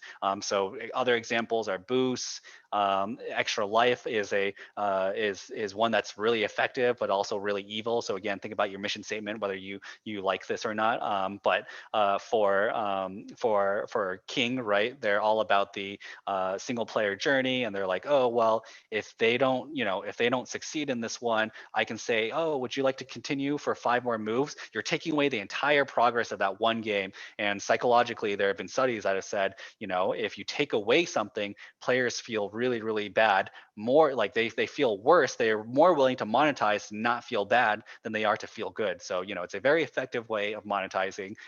But if you go back to the mission statement and you make players regret their purchase or feel bad for not purchasing, then I can guarantee, you know, the longevity of your game won't be as effective as if a player just loves your game and loves monetizing to begin with. And then Battle Pass, I've already talked about this one. Everyone and their mom does Battle Pass nowadays. It's just an example of the evolution of monetization. You know, before it was all about cosmetics and in-app purchases, and then Fortnite came out and was like, what if we made players actually pay for their progress? You know, I mean, it's not exactly that, but it's basically, what if we made it so that the players who play 1,000,000 hours actually earn their own rewards? And then players love that, right? You know, gamers like me are like, oh man, I actually already pay 10,000, you know, played 10,000 hours of this, and I get something out of this if I only spend $10. You know, as a player, you make them feel like, oh, like I got you, you know, like, oh, you know, Epic Games, I got them, because I literally played with somebody for Call of Duty last night where it was like, oh yeah, I spent $10 on the Battle Pass, but I got them because I spent 10,000 hours in this. And as a developer, you're like, oh no, you got us, you paid us money, and you spent 10,000 hours in the game. Oh no, we're so dumb, you know, like that's a win-win condition. The players feel good, you feel good, obviously. And so that's just an example how monetization is ever evolving. You know, somebody will think of the next cool thing, the next ingenious thing, and then everybody else will copy that and then add a variant. And that's kind of how it evolves, you know? And so in-app purchases, not inherently evil. I think you guys are really smart already, so I don't need to drill it in too much. But you know, too often there are very uneducated gamers out there that say that in-app purchases are inherently evil, or gotcha boxes are inherently evil. There's no such thing as inherently evil. It's how you use it, it's how you do it, it's how you communicate it that makes it, you know, scummy or not. Okay, so how to sell IAPs. You have all these cool tactics, you have all these cool ideas. How do you actually sell them? Oops, that's not the image that I wanted there, but I'll just do it. So there's soft currency and then there's hard currency, right? And soft currency is currency you can only earn game. Sorry, I guess I'm talking about soft currency. It's a great tool to manage progression, right? It's literally a reward for your game of like, hey, when you play more of my game, you know, I'm going to give you these intrinsic or extrinsic rewards to play, and it's like it's a carrot, right, in the game. So every single game or almost every single game has this. You start off at account level 1, and you earn, you know, money to buy other things, to buy power-ups, to buy whatever. So it's just a great way to manage progression and engagement, because the trick is you want to give them extrinsic rewards and, you know, have them get this and be like, oh yeah, I earned 500 coins, and then eventually they will, you know, fall in love with the gameplay itself, and they'll be like, I don't even need the 500 coins to play this anymore. So it's just a great tool to do. Please note, if something is sold for soft and hard currency, the vast majority will purchase this with soft currency, right? We're all cheapskates. If you can earn something for free, then, you know, I've an example is Summoner Icons, right? At Riot, I sold Summoner Icons, and, you know, I've sold it for 2,500 IP, and then I sold it for like 400 RP. And that the ones that I put on sale for soft currency made like almost no money, because, you know, if you can earn it for free, most players will try to earn that for free. Even the players who would have bought it you know, they would have bought $10 for it. If they know that they can earn it for free, they're going to try to earn it for free. So that's just the caveat there. And that's sort of directly incentivizing them too. You're almost gamifying them to earn it for free because they know they are saving X dollars if they don't. Yeah, exactly. And so that's just the mindset shift of, you know, when you put something for soft currency, then, you know, you're not going to be, you should not depend on that as a hard currency revenue stream. All right, and then hard currency is currency that you have to buy. Anything that you can buy with soft currency, you should be able to buy with hard currency. You know, I think this is general rule of thumb. You know, the easy way of thinking about how to monetize is, you know, one of the easy exercises is time versus money. And so it's like, you know, if I have money, then I should be able to purchase things of like, oh, I can't spend, you know, I'm working and I can't spend 20 hours grinding this. So, you know, it really helps me out as a, you know, someone who has a full-time job to be able to purchase this for hard currency. Premium things should be hard gated, and this ties into the whole, if soft currency is available for premium currency or premium things, then you know, players are going to use their soft currency for it. And this is why you know, Riot Games has never crossed that line, because once you cross that line once, you anchor them, right? Once you sell that skin for soft currency once, then they'll be like, oh man, I wonder if I'll ever sell skins for free. I'm just gonna wait and wait it out. And so unless that's part of your business strategy, like, you know, premium things should just be, you know, you should never cross that line unless you're willing to lose a lot of money from that, you know, from that product. All right, and then there's evergreen versus promotions. So evergreens are things that are always in your store. These are things that are, you know, these are the price points that players can pay for at any time. A very common, you know, a thing is just make your evergreens have increasing returns, right? So if I'm supersizing, then obviously I expect my value to be better for the French fries when I buy the supersize one versus the small, right? I'd be an idiot if I bought 3 smalls instead of 1 supersize, even if it's the same amount of fries. So the bigger the package, you know, the better deal it should be. No, that's what I exact that. Perfect. Promotions should be used to maximize the demand curve. And so what this means is getting people to spend outside of their normal behavior is what you want to do for promotions. Basically, here's an example with the popcorn effect. You guys have gone to movie theaters.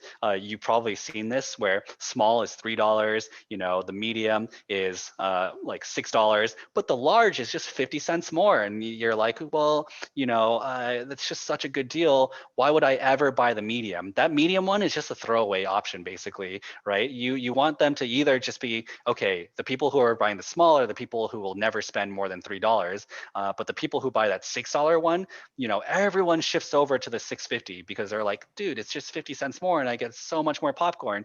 And so that's what I mean by promotions are trying to get people to spend outside their normal behavior. Because normally, you know, I'd be like, yeah, $6, that's good enough. But the cheapskate in me is like, dude, 50 cents more and I could, you know, not eat, you know, I could eat popcorn for like 5 days straight. And so, you know, that's what, you know, pushing it beyond what the normal behavior is. And then of course, anchoring is a big part of it. You know, this is just when you put things on sale, when you put things on promotion, don't just make it cheaper, like, you know, tout it, like show off how good of a person or a company you are for doing that deal, right? Too often at Riot Games, we said that we're not capturing enough value of letting players know that we care about them. And this is kind of how it is with the pricing. You know, if you're putting something on sale for 50% off, you should let players know, like, dude, this is a good deal. You know, normally it's, you know, well, that example is not a great deal, $3.50 for $4, but you know, like if it's 50% off, like really show it off. Let players know, because it's all about the marketing. It's all about you know, you can't expect players to know what the typical price is. You should have something guide them. And so, you know, promotions are there to push people to purchase something, to let them know about a deal. For the dude, you know, for the 50% off thing, for a dude who is like, dude, I would never pay $3 for a popcorn. Well, great. If you put on popcorn on sale for 50% off, then they can purchase it. And guess what? Would you rather have $1.50 from, you know, from someone, or $0 from someone who would never pay for that $3 price point? And the answer is, you know, you'd rather have $1.50. But when does it go wrong, right? You know, don't put promotions on and just think that it'll, you know, you have to be smart about it. So promotions can go wrong. In this example, right, if I put the $3 on sale for 50%, then yeah, sure, I get that person who's never willing to spend $3, but the person who is willing to spend $3 now pays $1.50, right? So I lose out on $1.50 for that. So you have to be smart about it. You have to know, you know, what the price points is. And this is a typical, you know, sale versus a normalized, you know, distribution.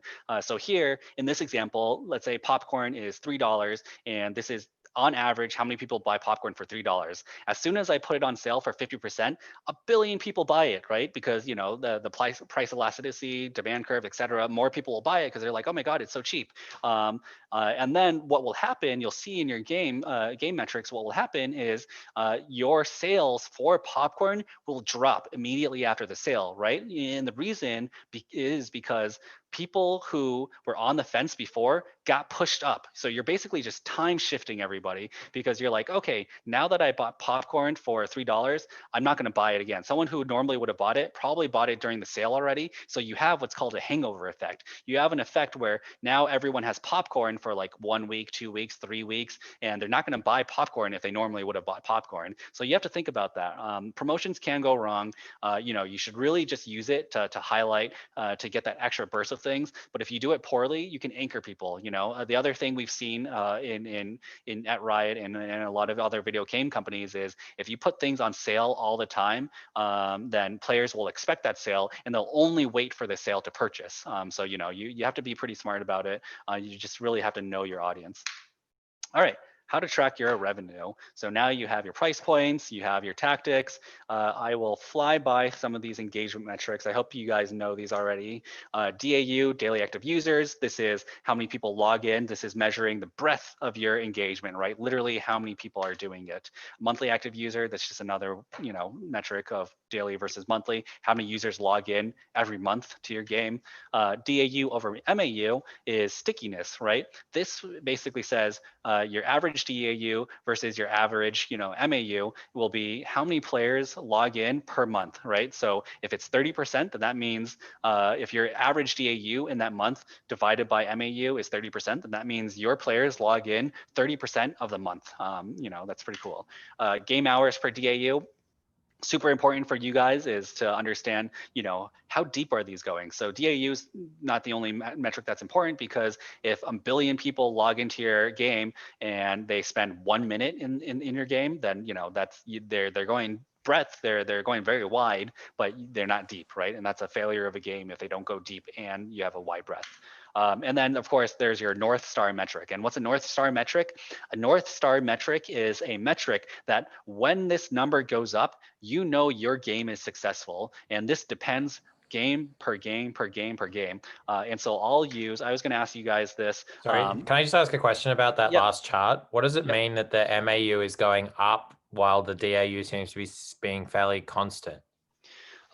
So this chart I grabbed off of Google, and so I actually didn't really even look at it. So very, very perspective. So if MAU goes up, but DAU is constant, then that means it's different people logging in, right? So that means on this day, like everybody here in this class logged in, and then, you know, the next day, nobody else logged in for that month, and, you know, a whole nother, Willem's next cohort logged in, which will drive up the MAU, because those are, let's say there's 100 people here and then 100 different people tomorrow. That's 200 MAU now, but it's still 100 DAU. So when MAU goes up with DAU being constant, that means those people aren't sticky, because this number is going down and down and down. It means that they're only logging in once, and a whole different group of people are logging in the next day. Cool. Thanks. Yeah. I didn't even notice that. That's a really good catch. That's an abnormal graph for sure. There's something wrong with this graph.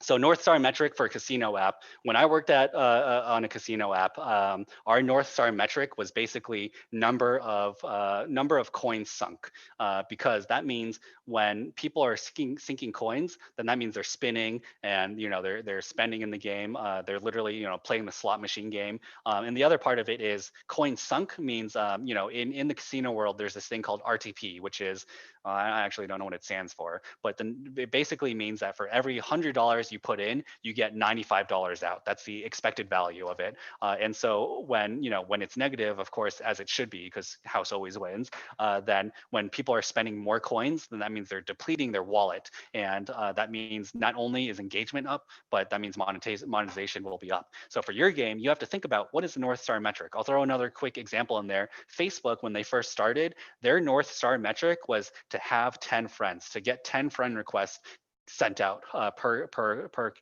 account. And that's because during that stage, they were all about growth. They knew once they hit that 10 friend request sent, their retention would stay, their engagement would go up, and eventually 10, 20 years later, their monetization would be up the roof. But figure out what your North Star metric is, or this is the thing that if this number goes up, then my game is successful.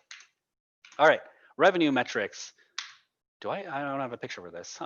Revenue, money, there's gross first net. You guys are mobile games, so always be aware of gross first net. Your gross is, of course, how much money is going in, but guess what? Apple and Google are going to take 30%, so you literally have 30% less than you normally would. Paid users, this is the amount of users that paid during whatever time period. Transactions, this is the number of transactions, number of price points sold, number of gold sold or whatever. So this is literally the number of transactions.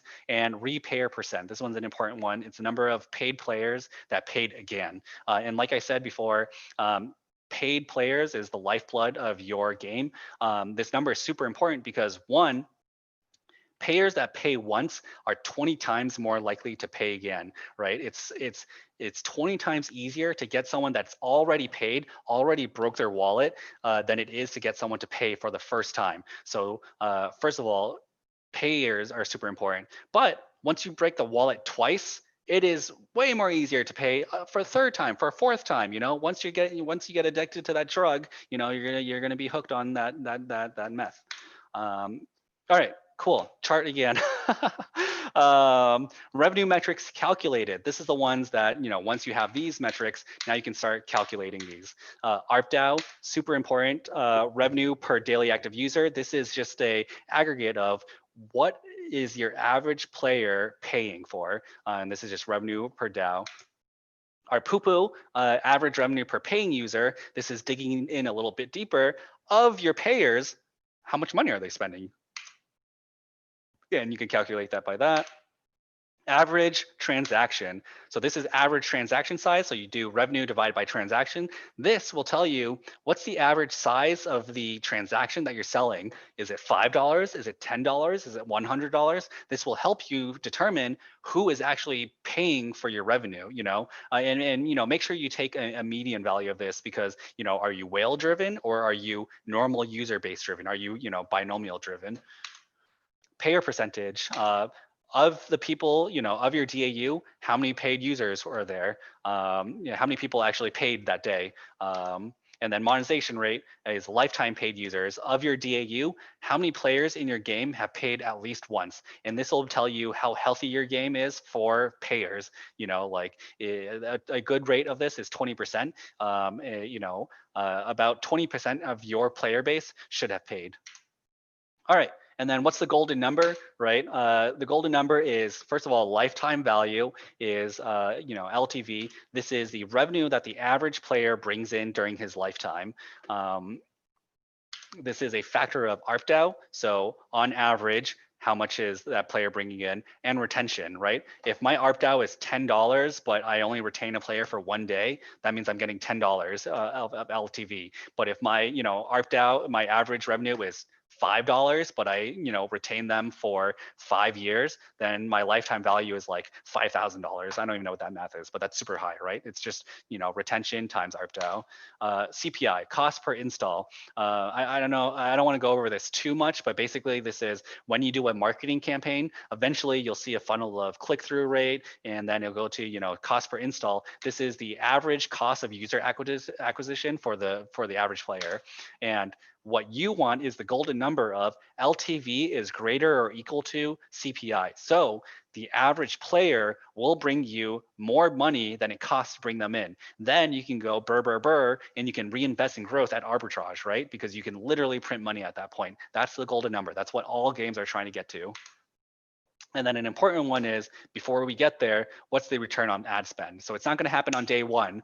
So a very common metric we look at is, okay, on day 10, what is the return on ad spend? So that means, how much of the money have I recouped at day 10 from this ad spend? So, it's like, oh, if 80% is the number, then that means, if I spent $1,000 to acquire those players, that means I already made $800 back on day 10. All right, so I want to end on this example. Oh, that's weird. All right, with these assumptions, calculate what ARPWOW, ARPUPU, CPI, average transactions, and then the thing that you want to answer is, should you spend more money on UA? I don't know what the time deal is. We only have 2 minutes left. I don't know if everyone can go over or not. It'd be up to the individual students. So if people have to take off, they can. But for anyone who wants to stay and do the exercise or whatever's next, as long as you're cool with that, David, we can totally stay. Yeah. It's my apologies for time management. I'm happy to stay on. This is the thing that I'm going to finish on, and then I didn't even get to questions actually. So I really apologize about that. But I can stay on if you guys can stay on. I'd love for you guys to do this exercise.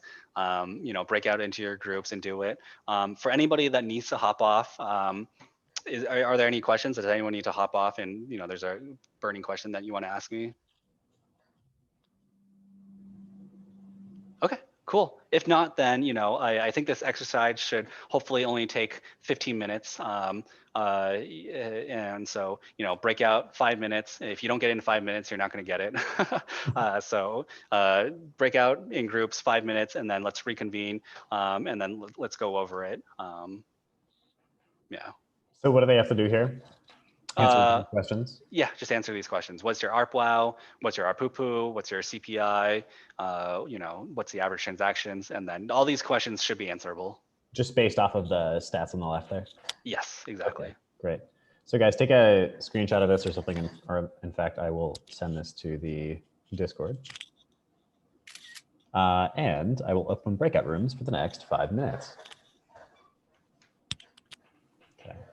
And do we have access to the slides to see the breakdown for the equations for calculating these things?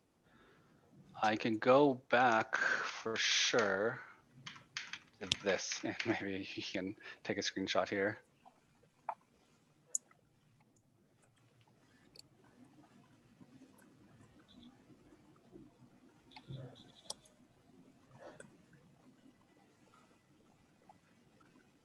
Thank you. Okay. I dropped the stats into the Discord. And David, I will be inviting you to the Discord after this class as well. So you can cool people and say hi and stuff. Cool. Sounds good. And I'll drop the screenshot of this one in there as well. It's in the class of 2020, fall 2020. Okay, rooms are open, guys. We'll pull you back out in a couple minutes.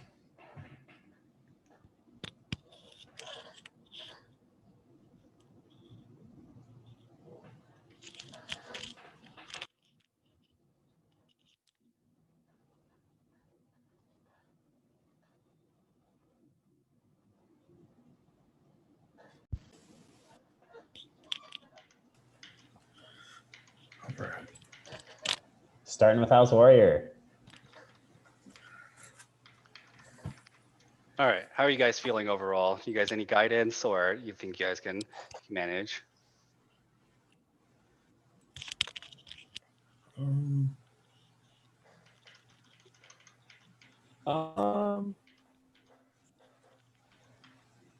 think we can manage.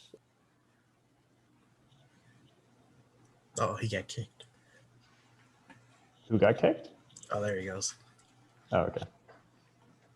All right, so let's start off with the first one, ARPWOW, right?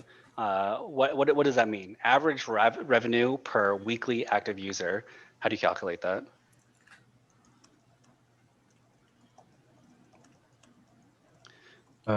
Revenue divided by DAU. Yeah, or in this case, WAU, right? Because we only have a week by week basis. Just as a concept, what does this mean? That would be the average you're making per user, basically, right? Yeah, exactly. So what is that number? Let's just put some dollars to it.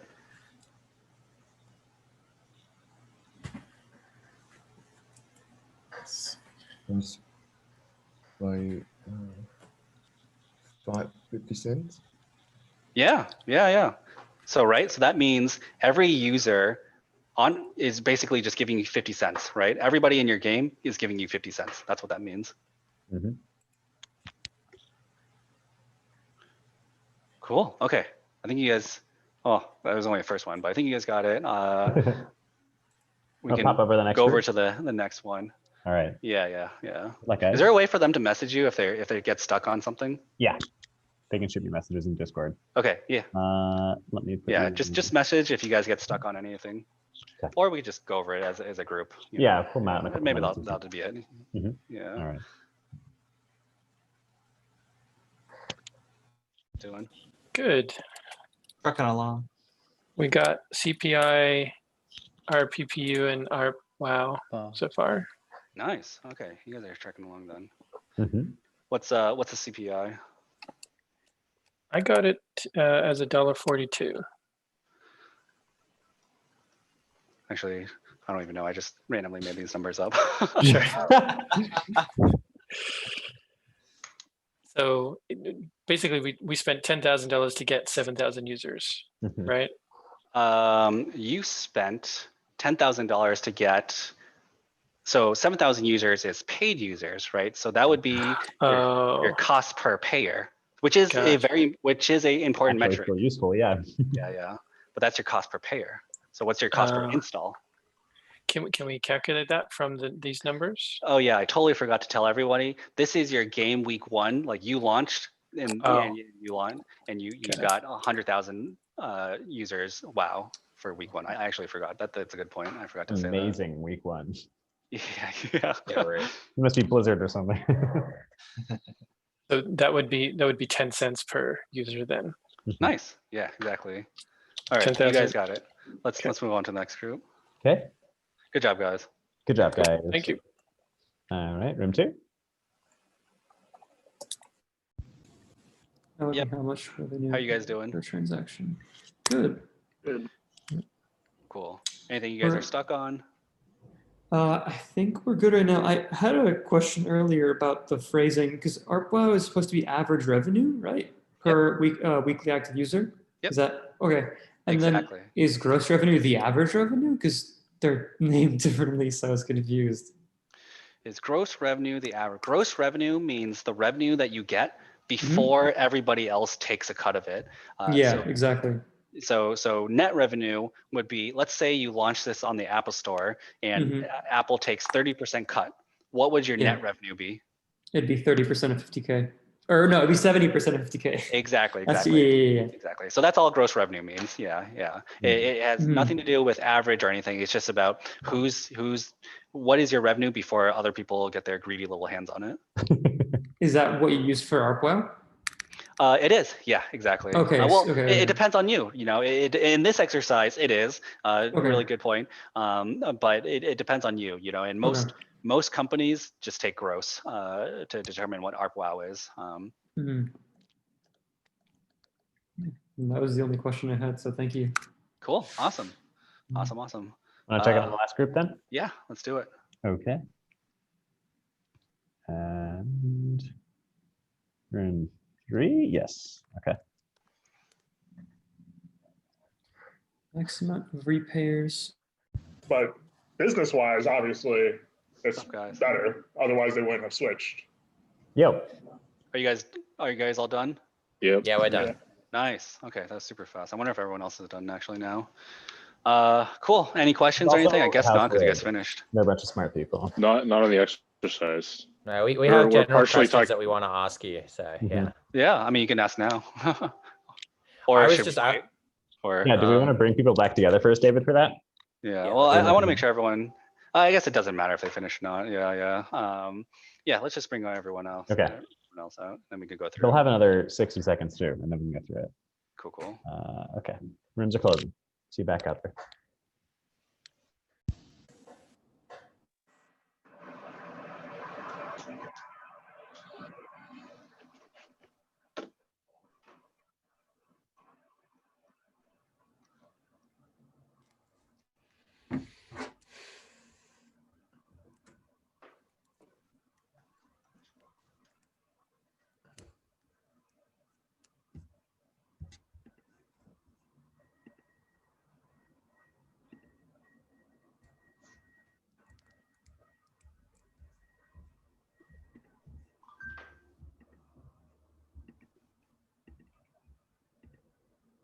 $20 seconds. Willem, Meredith asked if you could record it or if it is being recorded. It is being recorded. Yeah, I'll put them up tonight. Okay.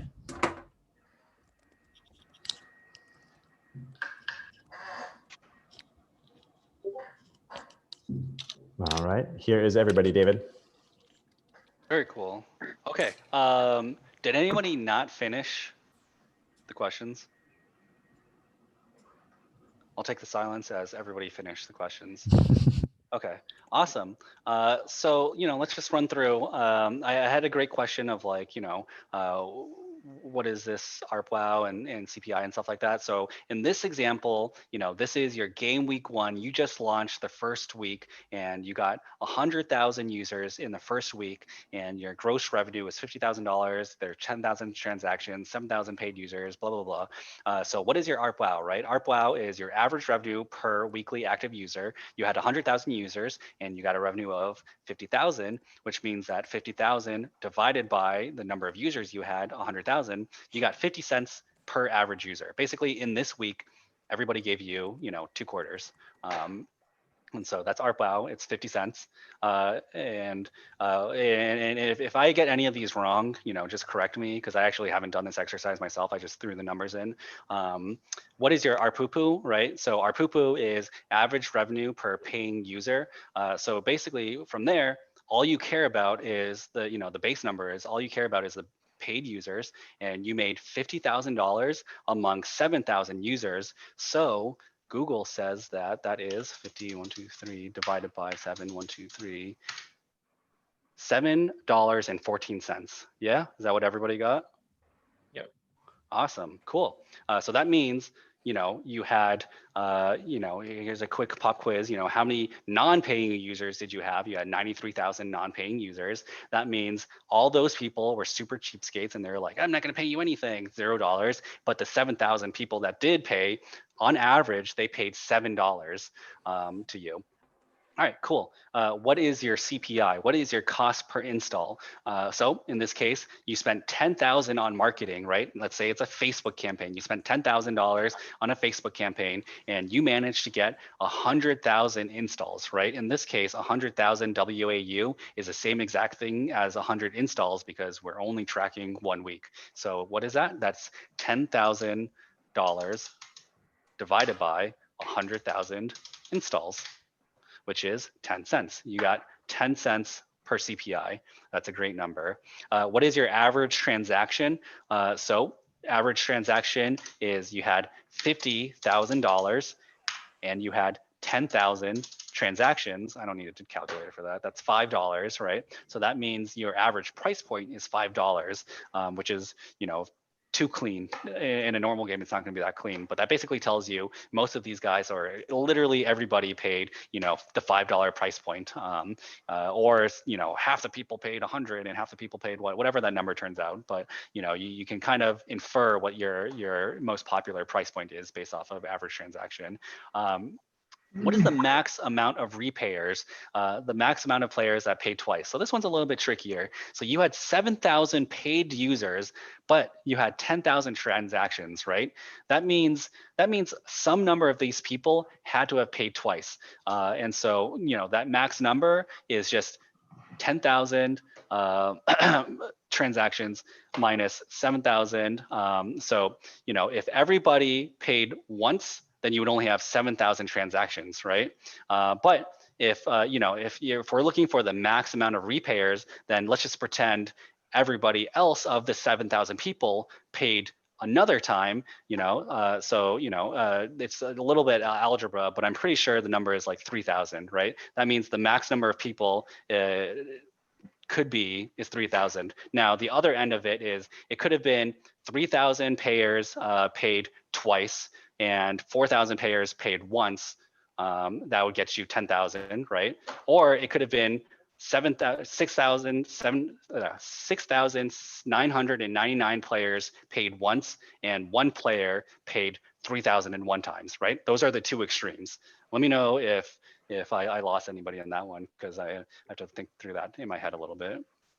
But that's the range of repayers, right? You could either have 6,699 people pay once and one person paid, 3,000 times, or you could have 3,000 players pay twice and, the other 4,000 paid just one time. Cool. Last one is, or second to last one is, what is your LTV so far? This one is, it's just 50,000 players, right? 100,000 players brought you $50,000. So your LTV is actually the same thing as your ARPWOW in this case, which is 50 cents, right? And so if you made on average your LTV so far is 50 cents and your CPI is 10 cents, should you guys spend money on this on user acquisition based off of this information? This one's a question. I actually want to ask you guys this one. Yes. Yeah. Cool. Why? Because 50 cents is greater than 10 cents. It's costing you less to get a new customer than a customer is paying you in money. Yeah, exactly. Yeah. Based off this information alone, if this, if these are true, then I would expect to get more and more money, if I spend more money in advertisements, because for every $10,000 I spend, I get $50,000 back. That's awesome. That's the dream. All right, second part of this exercise, week 2. Now we're in week 2, and your WAU for week 2 is 500,000. Your gross revenue for that week is 65,000. Your retention is 100%. Just to make this exercise super easy, you literally retained everybody from the previous week. Transactions 15,000, paid users 11,000, and your ad spend is 40,000. So there's 2 questions here. How is your monetization doing compared to last week? And should you spend more money on ad spend? And then maybe there's a third question here of, if you don't know whether you should answer this one, because really as a game developer, right, this is a question that you're trying to ask yourself. If you don't know how to answer this one, what don't you know? What questions do you need to bring up? So let's break into groups for another 5 minutes, and then we'll come back and we'll debate, should you spend more money on ad spend? Because this one actually is not a clear oh, there's an obvious answer. So this one's actually one that we can talk about. Rooms are open. Just a couple of minutes here.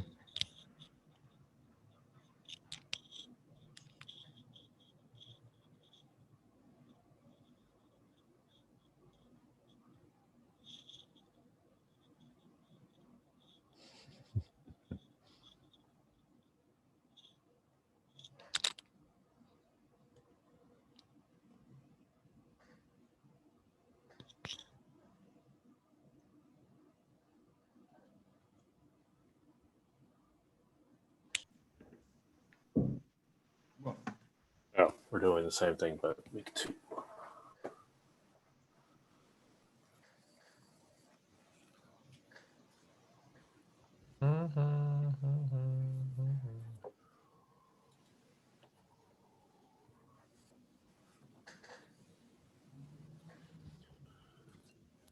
So gross revenue is total revenue, right? So it means we only made 15,000 in the second week. No. This is gross revenue for the week. Week 2. Okay. Yeah. Okay. Yeah. And the weekly active users is just for week 2 or week 1 and week 2 combined? It's just week 2, but you retained 100% of your users, so you know how many new players you got for this week. Okay.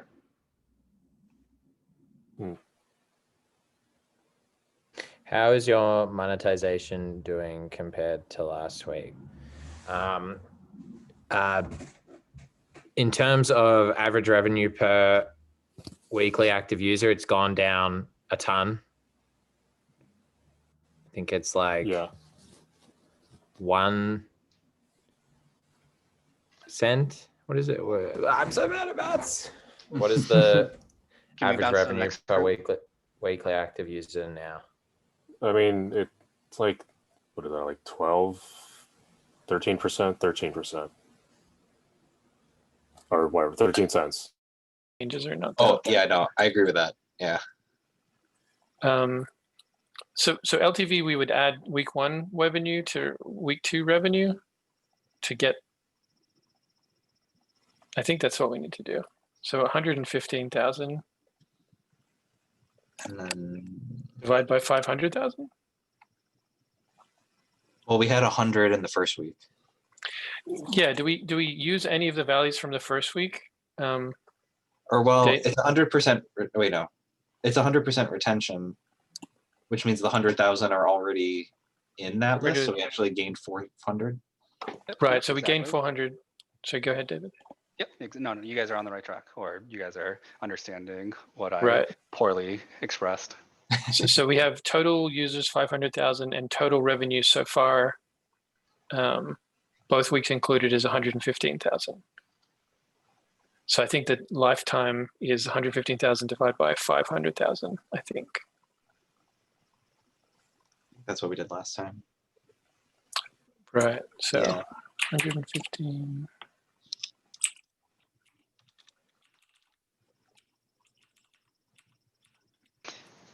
Cool. So for the first one, how do you guys think monetization is doing this week compared to the first week? Worse, because I get 23 cents per per user. Cool. Awesome. All right, let's jump to the next room. You guys got it. Thank you. So I guess we would still buy ads though, because it's still better than, or actually is it? Maybe we need to recalculate.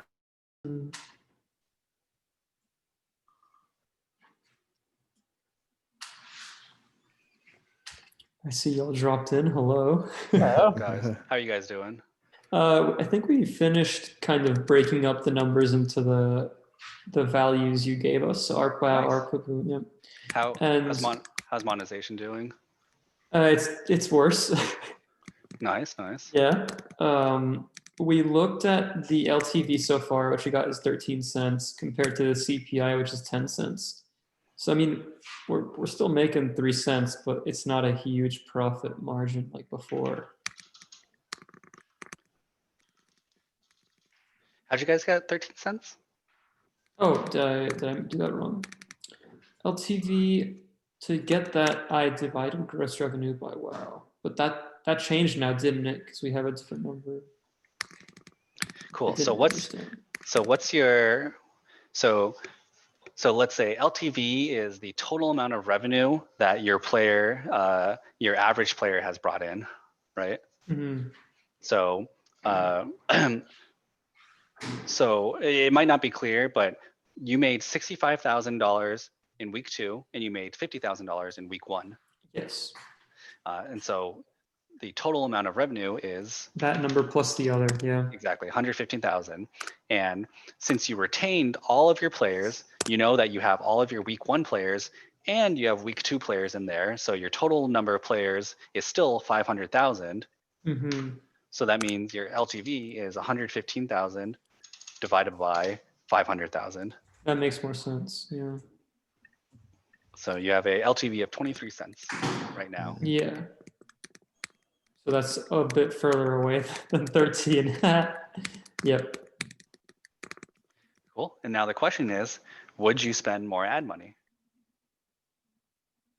That's a good question. We're at 500,000 users. All right, think about the question. Let's move on to the next room. Make sure that they got all the calculations.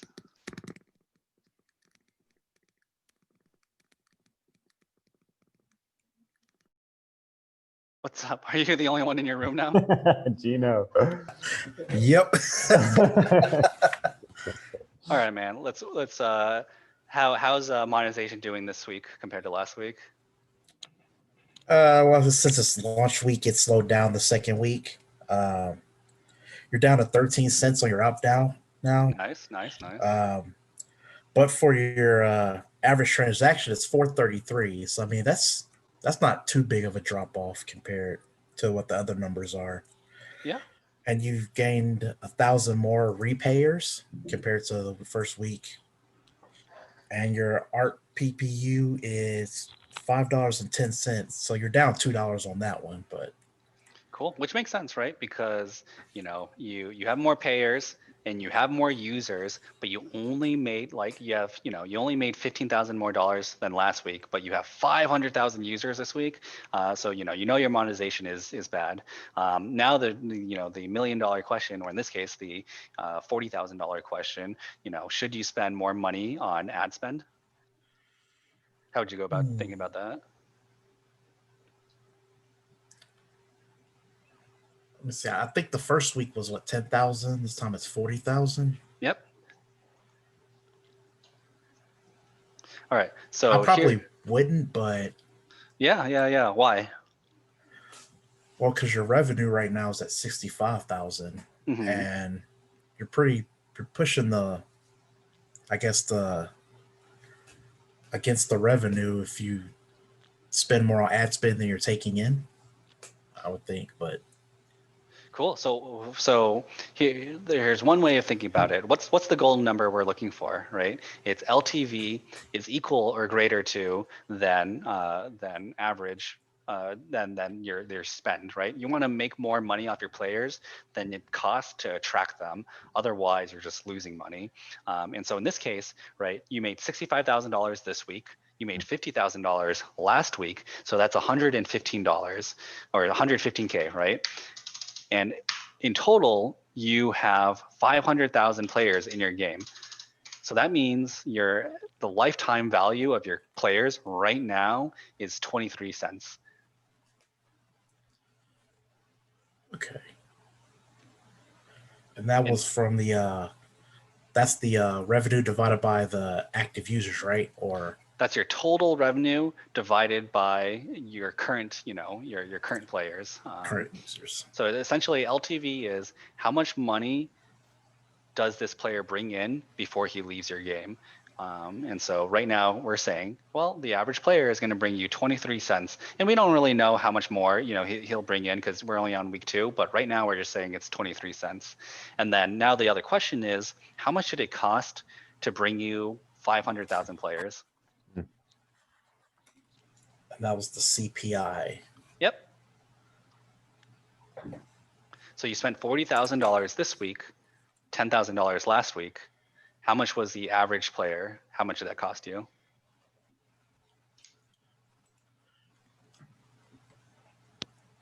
Let's see. So that one would be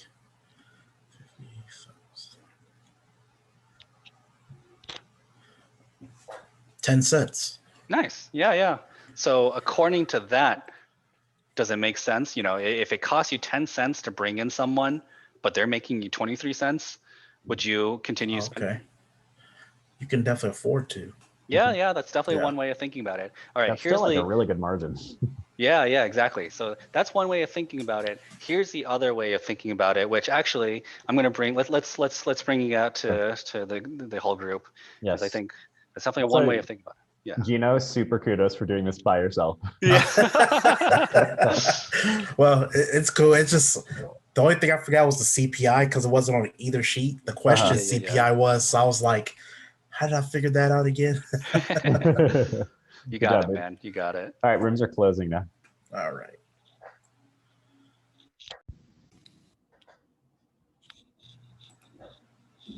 Awesome. They have 50 seconds. Cool.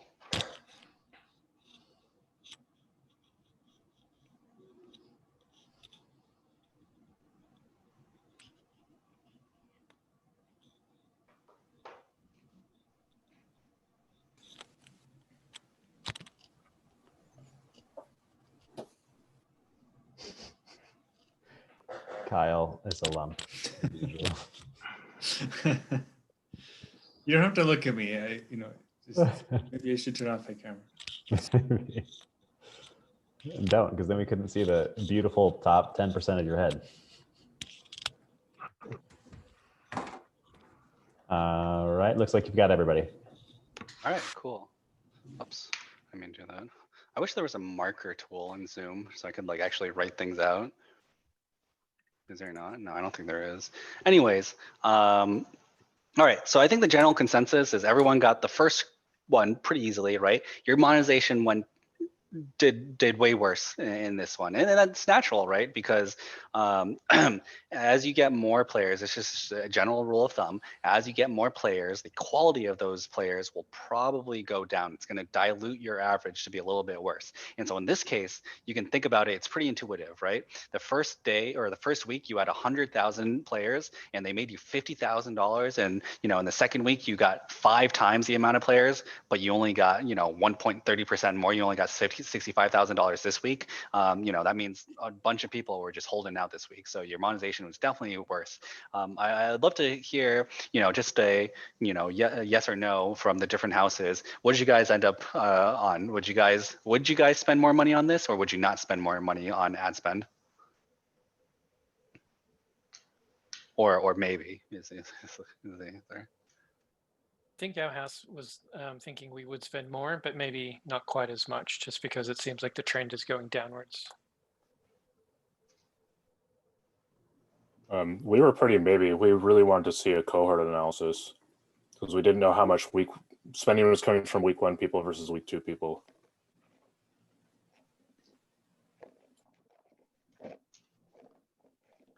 Cool. Yeah. Okay. I'm just gonna assume that's everyone's answer. Yeah. That's pretty much what it is, right? It's like this answer is maybe, right? If you do the straight calculation of LTV versus CPI, you'll get 23 cents versus 10 cents, and you're like, yes, for sure we should spend. But the tricky part here is looking at the cohorts, right? Because in this week, your LTV here was like, oh man, my math is super bad right now, but your LTV is great in this week. Sorry. In this week, your LTV was great, right? It's 50 cents. And your ad spend was also awesome. You spent $10,000 and you made $50,000. In the next week, you spent $40,000 and you made only an additional $15,000, and so it's like something is up there, right? Something is up where either the cohorts, the second week cohort sucks or something like that, or, the first week cohort really sucks and the second week is the one carrying it. So in this one, if I were just to look at this as the raw data, I'd be like, dude, I spent $40,000 to make $65,000 back, when also I don't know how much of my week 1 is already contributing to that. If it turns out my week 1 is carrying my week 2, then it's like, dude, I should not be spending $40,000. Like there's some tipping point right there, or I've already crossed the tipping point of, of where this is. And that's why these numbers, can go either way. The more you dig into, the metrics, the more you'll be like, okay, how do you segment? How do you find the cohort? How do you do this analysis? And there is no straight up answer of like, should you spend more money on ad spend or not? It's just it really depends on when you break it down. You need more information. As you do game development, that's pretty much the way to make a successful game based off of metrics, based off of data informed questions. Is the hard part isn't solving it, right? It's super easy to say like, oh man, monetization was really down, or oh, it's super easy to say, oh, what's ARPDAU? The hard part is coming up the right questions of like, what are the things that you should be solving for? What are the things that you should be answering for? So great job on that. Great job on identifying that it really depends on, your revenue cohorts of who's actually bringing you that money. Because if you look at that campaign and you look at that CPP, cost per payer, and you're like, dude, I spent $40,000 on a, 2-cent, CPP or whatever, that's not getting you any money, then it's like, first of all, maybe that campaign sucks and I should just stop that campaign. Or maybe it's just maybe your week 1 is your golden cohort. There's just a lot of different ways of interpreting this data. All right. That's pretty much it. I want to leave you guys on this note of, make sure you have a monetization mission statement. And if there's anything to take away from this, it's basically, monetizing isn't inherently evil. It's just the way you do it, right? And make sure you always match expectations with reality. Make sure you don't break the core loop, and make sure you, think about your players.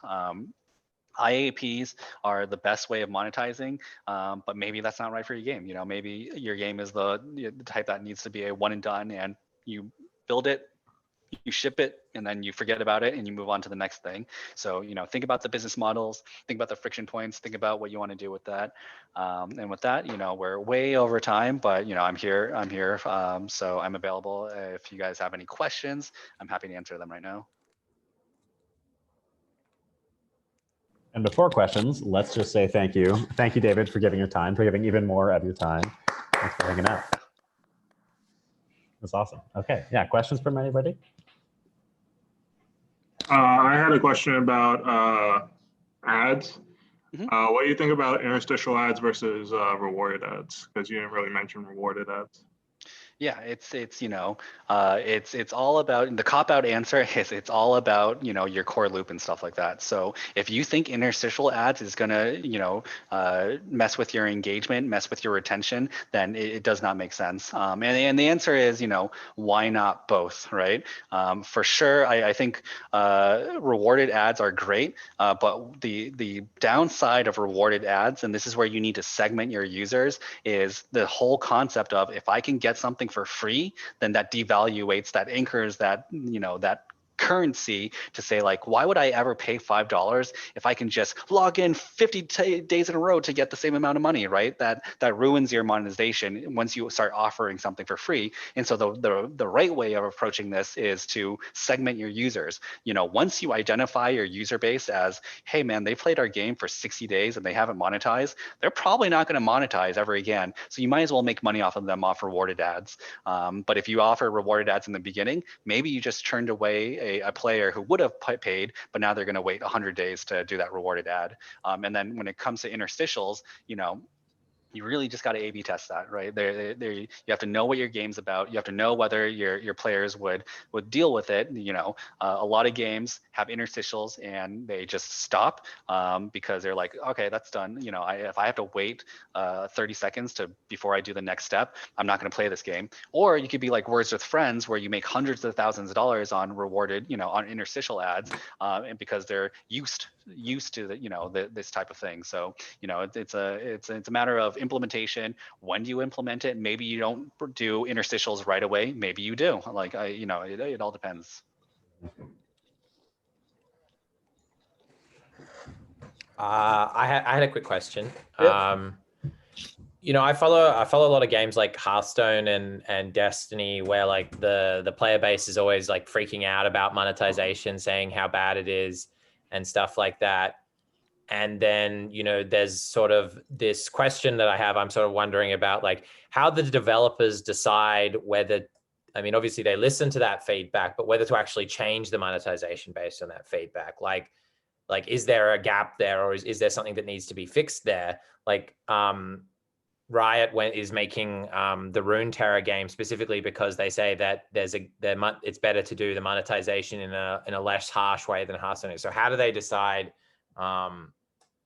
whether to act on these complaints by the really hardcore players around monetization? Yeah. That's the question.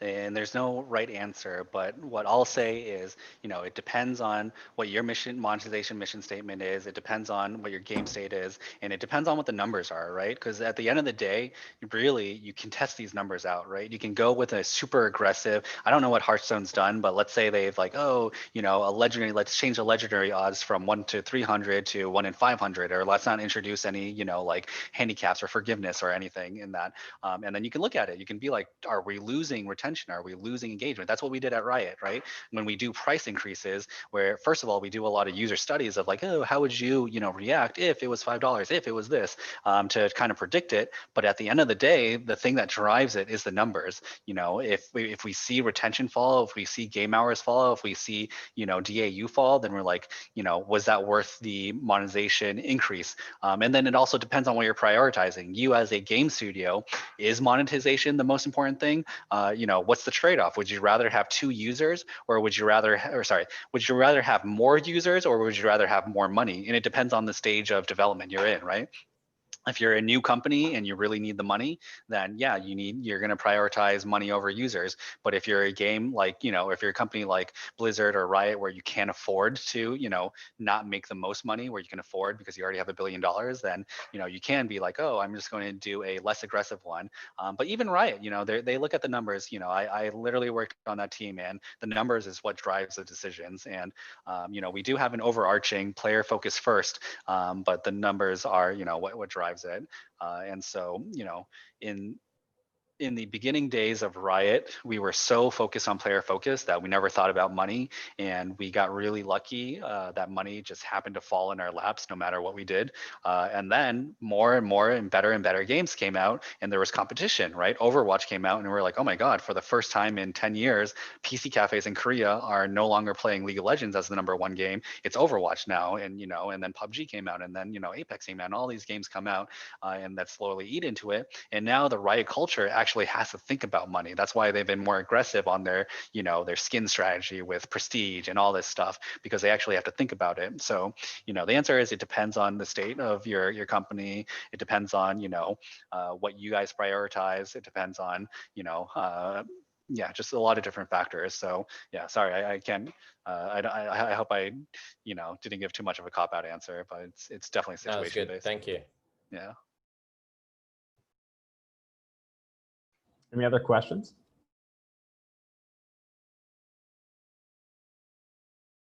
Okay, so we're going to be inviting David to be a part of the Discord, and you have his email, so you can reach out to him at any point. And of course, you can reach out to us, your prefects, the community, and talk about monetization. On Wednesday, we're going to be doing a very actionable, getting down into the code of Unity, applying IAP or whatever your monetization scheme is. So actually, David, is there any homework that you want to assign them? Anything you think they should do after class? Nothing besides, think about your game. I'm sorry, we weren't able to go over this, but I'll be on Discord if you guys want to bounce ideas off of. But think about your game, right? If there's a key takeaway here, it's, there's so many different business models that you can't just slap on something that's worked for something else and expect it to work for your game. And maybe you can, and you'll get like $5 out of the user, but maybe you could have got $50 out of the user. So, monetization is super important. Of course, my game design philosophy is always make a good core loop first, and then think about the monetization. But you still have to think about the monetization, right? And you can't just slap on something and be like, oh, if the game is good, then people will pay. You still have to think about it a lot. So the only homework I can think of is just see how it applies to your game. And it doesn't have to be like a super ingenious method. It just has to be the best method for what works for yours. Awesome. Yeah. So on Wednesday, we'll be sitting down and actually doing that all together and splitting into groups. I'll basically be running little tutorials and showing you sort of the difficulty of the various methods. Ads, for instance, Unity basically just bakes in and it'll take you 10 minutes to put ads in your game. And then IAP is a lot harder, but obviously has a lot higher of a trade-off. So we'll be figuring that out on Wednesday. Otherwise, that's about it. I will see you guys then. I'll put up this recording as soon as it's processed, etc. And David will be around. Actually, wait, last question for you, David. If you had to choose between the 4 houses, House Cleric, they love to do things that are good for the world. They're making a game that's teaching people about plants and such. House Rogue, they are dastardly villains who just get shit done. House Warrior, like stalwart badasses. House Ranger, who are like the explorers making kind of unusual games. Where do you think you would fall? I don't know. That's a good question. Probably House Rogue of just getting stuff done. Yeah. Awesome. I will stick you at House Rogue when we invite you to the Discord. And cool. I will see everybody on Wednesday. Thanks, David. All right. Catch you guys later. Thanks a lot, guys. Bye-bye. Thank you.